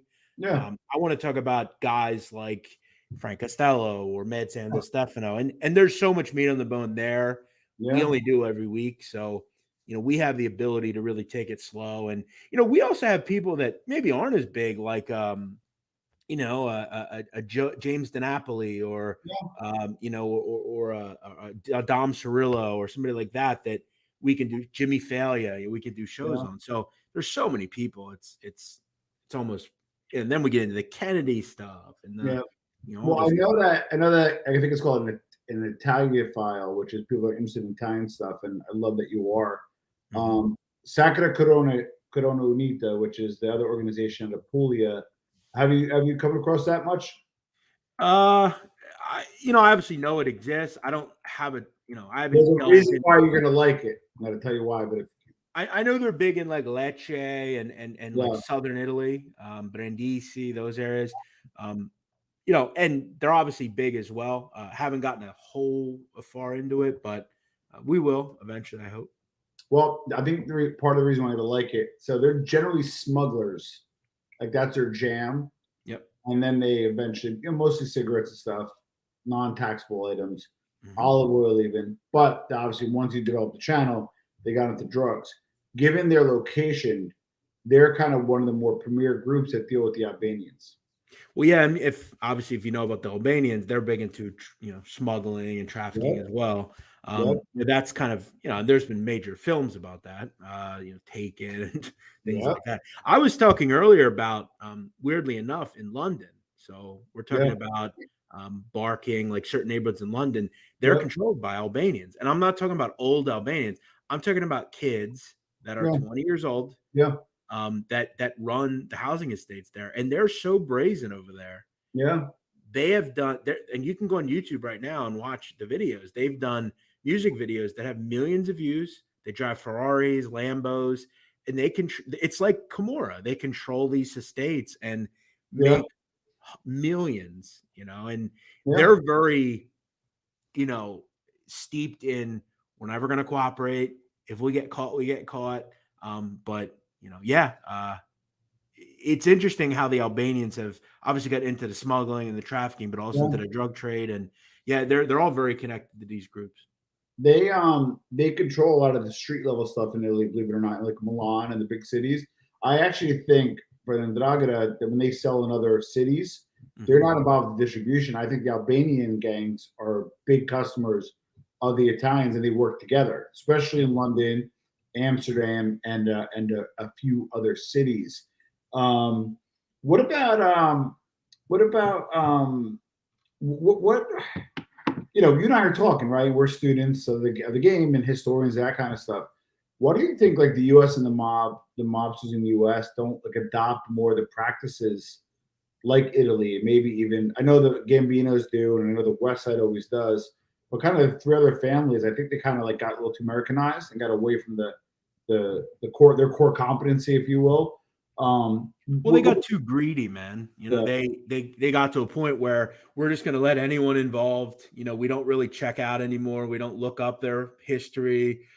I've talked to you before about like the fact that you look at all like the major rats over the years. I mean, most of them were not fully Italian. They weren't fully connected to the life. They got to a point where there was no checks and balance system, and we were just letting anyone involved. We were selling a ton of drugs. We were doing all this different stuff. And you guys mentioned the RICO Act. I mean, that was pretty detrimental to the mob. Because you could roll everything up, and they didn't have to necessarily do the crime themselves, but they could throw out these, like Tony Salerno got 100 years. There's no murders in that in his indictment. He never killed anybody. I don't think he ever even ordered some of them, but they had the ability to use the RICO Act and push everything up. Do you think, because the American market is just so big, and there is kind of an Italian heritage here? I hope Rob Lito's still on. He may not, but Rob Lito can help with this question. Do you think the Italians may come in? Do you think the Calabrians may have bigger cells? Do you think the Sicilians will re-import and almost be like the sixth family, not with the Gambinos, not the Bananos, a sixth family? Or does the Calabrians, does Camorra say, you know what, why don't we send 20 guys? I kind of see that happening, to be honest with you, because it's too big of a market to ignore. It's interesting to think about. But I think ultimately, like the problem that all these organizations have is, say what you want about Italy, for long parts of the times they were out of control as far as the police didn't do much over there, but they do it now. I'm sure they're looking over here and saying, oh, it's no different there. We're seeing it in certain, areas where the Italians are coming over. I mean, look at the Gambinos. There's some real control there as far as the Sicilians. I think the Gambinos are strong. Mm-hmm. Good point, Rob. Rob said for the Italians, they probably would go to Canada, not have any RICO, import the drugs, find somebody to jock it over to the U.S. Well, one thing I thought about recently was, and I do shout out Reels, that channel Reels. They do that Gangster's Most Evil show. And I gotta check that channel out. Yeah, they did an episode on the Rudai organization, which was the Albanians in New York City. They had at one point they were called the Sixth Family. Yep. Those guys are going to get out, early 2030-ish. Not 10 years away. But what are their thoughts? On because they're a little different than like the modern day Italians. Like that could be interesting. I always think about some of those guys, the Tommy Reynolds, the guys like that do have a release date. Vito Guzzo, he'll get out eventually. Yeah. Some of those guys are stone cold. Ronnie Gialonzo, who Gene Borello talks about a lot. All these guys. It's interesting to think about. But yeah, 2030. It's weird to think about, right? It's only 9 years away. You know what? Let's take a second and pause and appreciate this moment of actually having a good discussion about the mob without having any informal. Well, I think you have to understand, man. Like a lot of people can't do this, man. Yeah. Like they don't have, like me. I think I'm pretty smart. I think I'm pretty good at this kind of thing, and I don't know if there's a lot of people that can do this. So all your guys that you have are very knowledgeable in what they do, like Joe and Vinny and Shinebox and Jason. They all have their and a lot of your guys as well. The guys that deal with you. Yeah. They are from some of these places as well. Yeah. So they have a pretty cool. Well, I'm also doing a little better job at vetting guests. So, for example, my 2-part series with Frank Fridolino, right? Like the thing I like about him, and I've interviewed probably 15 people in a life and then spoke to many people out of the life. I never met a guy that was in the life that was so self-aware, like, which is insane because like you either kind of meet guys that put themselves to make them like more self-important, right? Or delusional about their situation, and just a phone call or a check or a simple Google search just disappears. And I'm not knocking anybody else, and there's no subtext or Tom's referring to so and so. No, I'm just saying when I had the 2-part interview with Frank, and I'm begging him for a third. Frank's watching. I liked that interview, and it got well receptive. And he helped. Again, I had a really like kind of big thing on the Bananos in the 80s with the Sicilians, and he brought a good point. I don't know if you mentioned this on the phone to me or on the podcast. I think on the podcast, but he was saying if like again Messina had a little bit more time, and during that era when things were cooking with the Sicilians and Messina in control, that kind of stuff, he had him next to the West Side. Now again, you're more the historian, but what do you think from your perspective?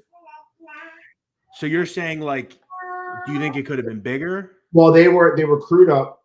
They had no informants at the time. Yeah. Money was flowing. They had strong people. Yeah, but the problem that they had in the Bananos, and we saw this with Carmine Galanti, I don't know if they were trusted. Look at what Cesar Bonaventure did. I mean, he turned on his, they were all quick to get in line, I think. Yeah. And then ultimately Bonaventure was killed and all those guys were kind of removed.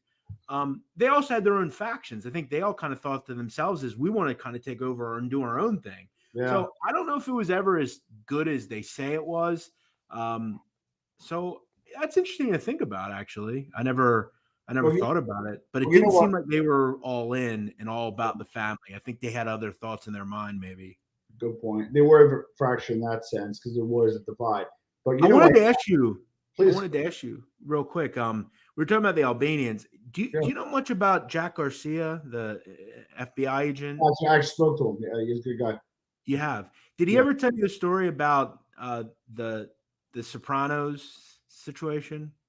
Well, with the gas station and the no. So the TV thing. Did he ever tell you about that? No, I was on the phone about a good half hour, 45 minutes. Real quick, this is a funny. Yeah, this is a funny story. Listeners will get a kick out of this. So Jack Garcia was undercover, like Donnie Brasco, with Greg De Palma, who was a capo up in Mount Vernon, kind of Yonkers area, and they were reporting to Arnold Squitieri, who was very involved with the Rude Eye stuff and all that kind of thing. And so Jack Garcia, tips a truck and gets some flat screen TVs, and they give a flat screen TV to Squitieri as a gift. So one night, Jack's sleeping, and Greg De Palma calls him. It's like 3 a.m. He says, "Hey, Jackie boy, that TV you gave the boss." He goes, "That was off a truck, right?" And he goes, "Yeah, it was off a truck. I didn't buy it for him." Like, "Yeah, it was off the truck." He goes, "Well, look, he just called me pissed off." He said he was watching that damn Sopranos with the Feach Lamana character, and he says that that TV wants off his wall. He said he wants you to go over and take that off his wall now. Holy shit! And he had been so sure that the Feach Lamana character was real and that really happened, and that the feds were going to come over and find that TV and look at the serial number and see that it was stolen. And he had to go over and pull the TV off the wall. And it's funny because even like the Cavalcantis had talked about how, have you ever seen that show Sopranos? They're trying to be us, and it's just funny that life kind of imitates art. I always get a kick out of that story. I want to do more. The Cavalcanti is a little tricky because like it's in my backyard. We did a quick short on the guy John D'Amato, who Vito in The Sopranos is loosely based on. Yeah, he was a homosexual, they said, but the Cavalcantis, kind of like Philly in a way. They have their connections and still kind of operate independently. Love it. All right, gonna go, but I'm gonna put you in the spot.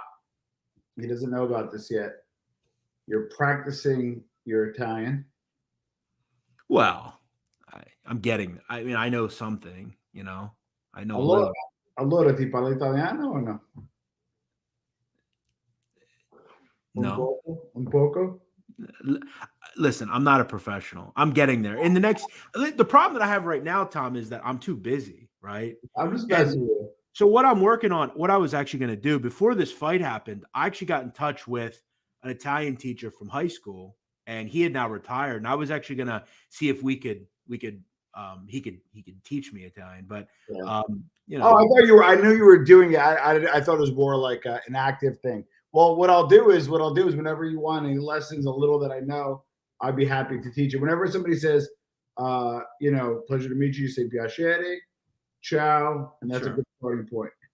I know all the like the common phrases, tutto posto, non Yeah. preoccupato, like, like little, allora, accura, capisce, little responses, but I have to give more time to it just because, I have football and basketball and this show and this fight.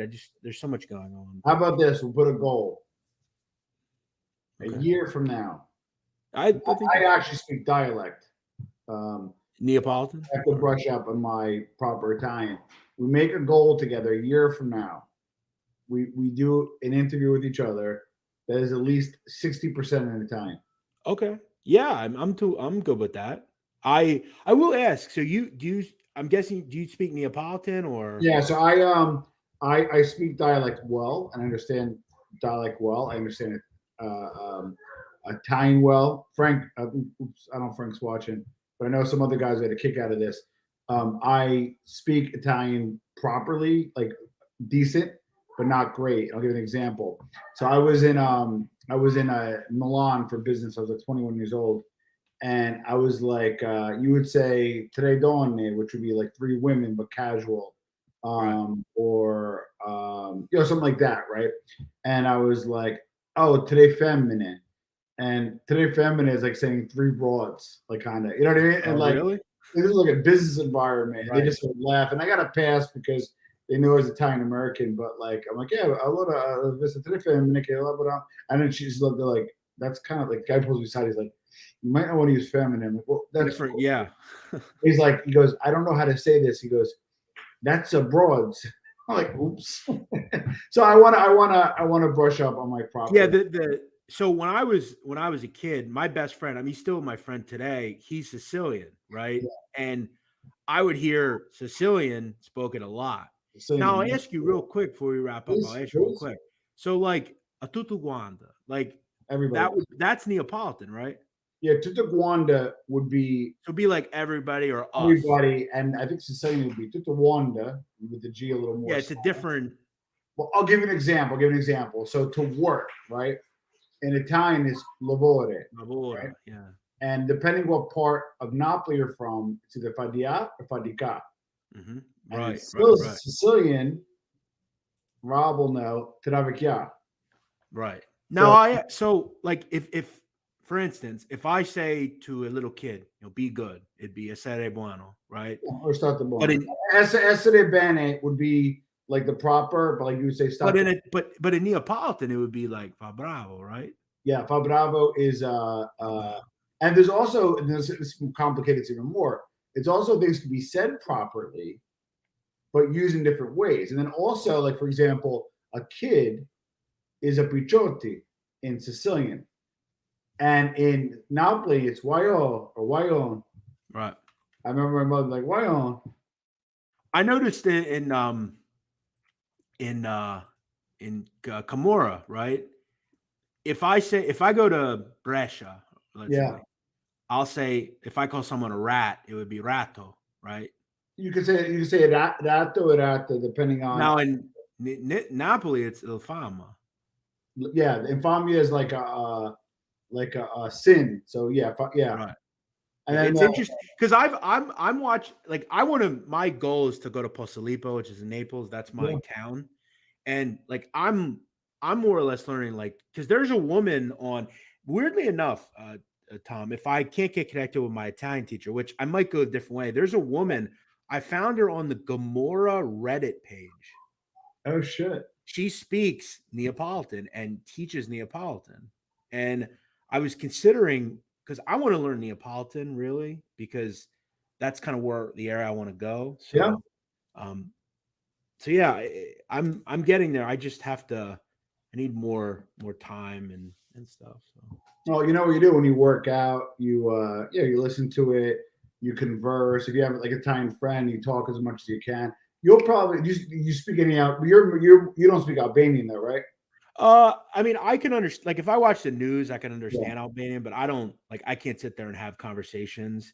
I'm Americanized, so we kind of grew up, American. But yeah, it's weird because when I work out, I don't. At the gym we have music, but like when we go boxing and stuff. But when I run and stuff, I don't listen to any music or anything. I kind of like take in nature. I always go outside, but I got to spend some time. I got to do it for sure. Well, especially I don't want to bring up your exit strategy, but especially if you eventually, when you go to visit next year and when you I'm gonna go in April, and I'm gonna, it's funny. I was talking to my mom about this. I went over to my mom's the other day, and I was talking to her about that, and I was saying like, so I'm one of the guys, like I don't have a girl or nothing, but like I have chicks that I, have around or whatever. And I was saying to my mom, I said, I'm deciding what chick I want to take to Italy with me. Cause I'm, if I'm going to go, I'll take somebody. She's like, are you fucking nuts? She goes, go alone. That would be awesome. I'm not going to go with a friend either. So it's like, you know what? I might do that. I might just go alone and just chill. So I'll give you the Napoleon thing. So, right. Amicizia is like a friendship, right? And then there's fidanzata, which is girlfriend. Yeah.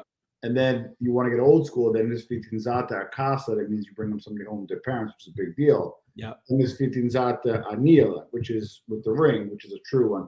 But ironically, the word fidanzata means fiance in Italian. So I don't even know, I don't even know how to say girlfriend in Italian because it's in my dialect, it's fidanzata, and I'm like, what does that mean, fiance? Well, we use it as girlfriend. Then again, fidanzata in casa, fidanzata meal, and then obviously moglie, which is we're supposed now, like when I talk about family in Italian, like a figlio, that's Neapolitan as well. Yeah, figlio and figlia, which is Italian, but you kind of shorten it a little bit as well, and it's a little different. In Sicilian, it's figlia mia. That's the thing. The only reason I know Sicilian is I've been around it my whole life, and I understand it pretty well. I cannot speak it well. When I was in my concern is I go over there, if I find like an Azora, Jenny's wife, if I find that type, she's coming back. I'm out. Well, I will tell you this. So I might move there. Who knows? My Spiro, that's actually so. If you ever I think he knows Italian better than I do, but I think it's Spirra. Yeah. He said it phonetically. And Spiro is actually a Greek name, though. Spiro. That's no, this is totally different. So Spiro, I believe, is Spiro. And Spiro means cop, directly translated. Yeah. But it also as a really derogatory to mean rat. And growing up, I was with a Sicilian kid. He had a tattoo. Sangue di Spiro, which is the blood of the blood to rats. Yeah, and it could also be a pig or a rat. Right. That's great. Jeff, go Italy alone. Have no problem with the ladies. I look forward to that. Is vowel always math? You're right. And hey Tom, let me ask you: can I share my screen? I want to show you something real quick. Absolutely. I don't need to approve it, right? Oh, where'd he go?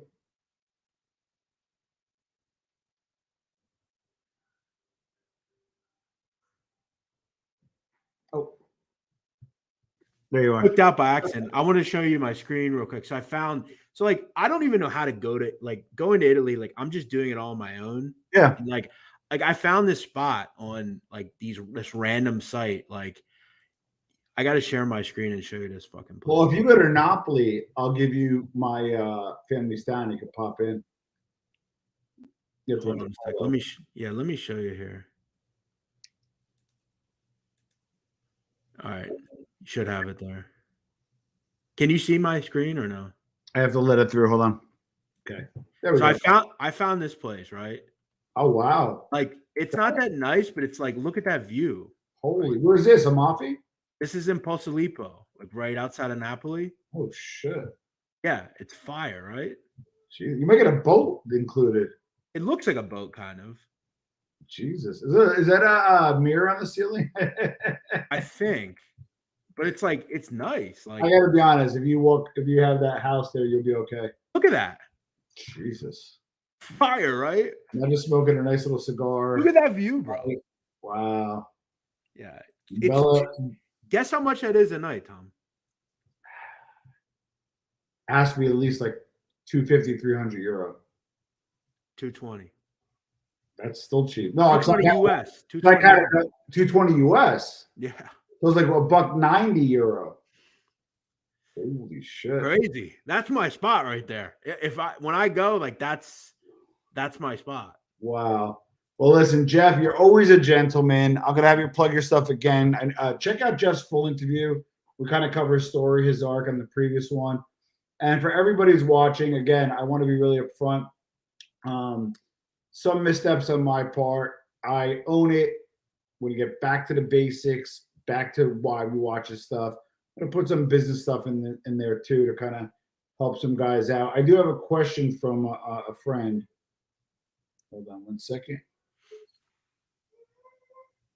He goes with Pineapple now. Ask Pineapple if he could box 5 rounds for 3 minutes each. 5 rounds, 3 minutes each. That's a lot. I could probably do 3. I like the honesty. I think I'd do 3 for sure. 5 would be tough. So Jeff, we had roughly about 100 or so people cycle through. 96 are still on. Remember, that's a net number, so a lot of people came and went. Yeah. For those that maybe came in late, how can they find you and promote? Yeah, I would just check me out on Twitter if you have Twitter at Jeff Nadu, Nadu. I do all sorts of sports and all sorts of stuff. Sit Down 7 on Twitter as well. We have our YouTube channel. We have our podcast. But yeah, you see me pop up with these guys all the time. Really, I'm really glad I found them, to be honest, because there's not a lot of. And I was talking with Black Handprint about this, OC Shorts as well. Like, there's not a ton of creators really. So at least ones that, I can sit and talk to. FBS is one of them as well. But it's nice to have you guys around. You guys are doing some cool things. So thanks for having me, Tom. Appreciate it. It's our pleasure. And you have an open invitation as a recurring guest. And thank you, everybody, for being on. The show's back. I'm sure NBA is back. The Horsemen is back. And like I said, you're going to see some really cool stuff. So thanks again, everybody.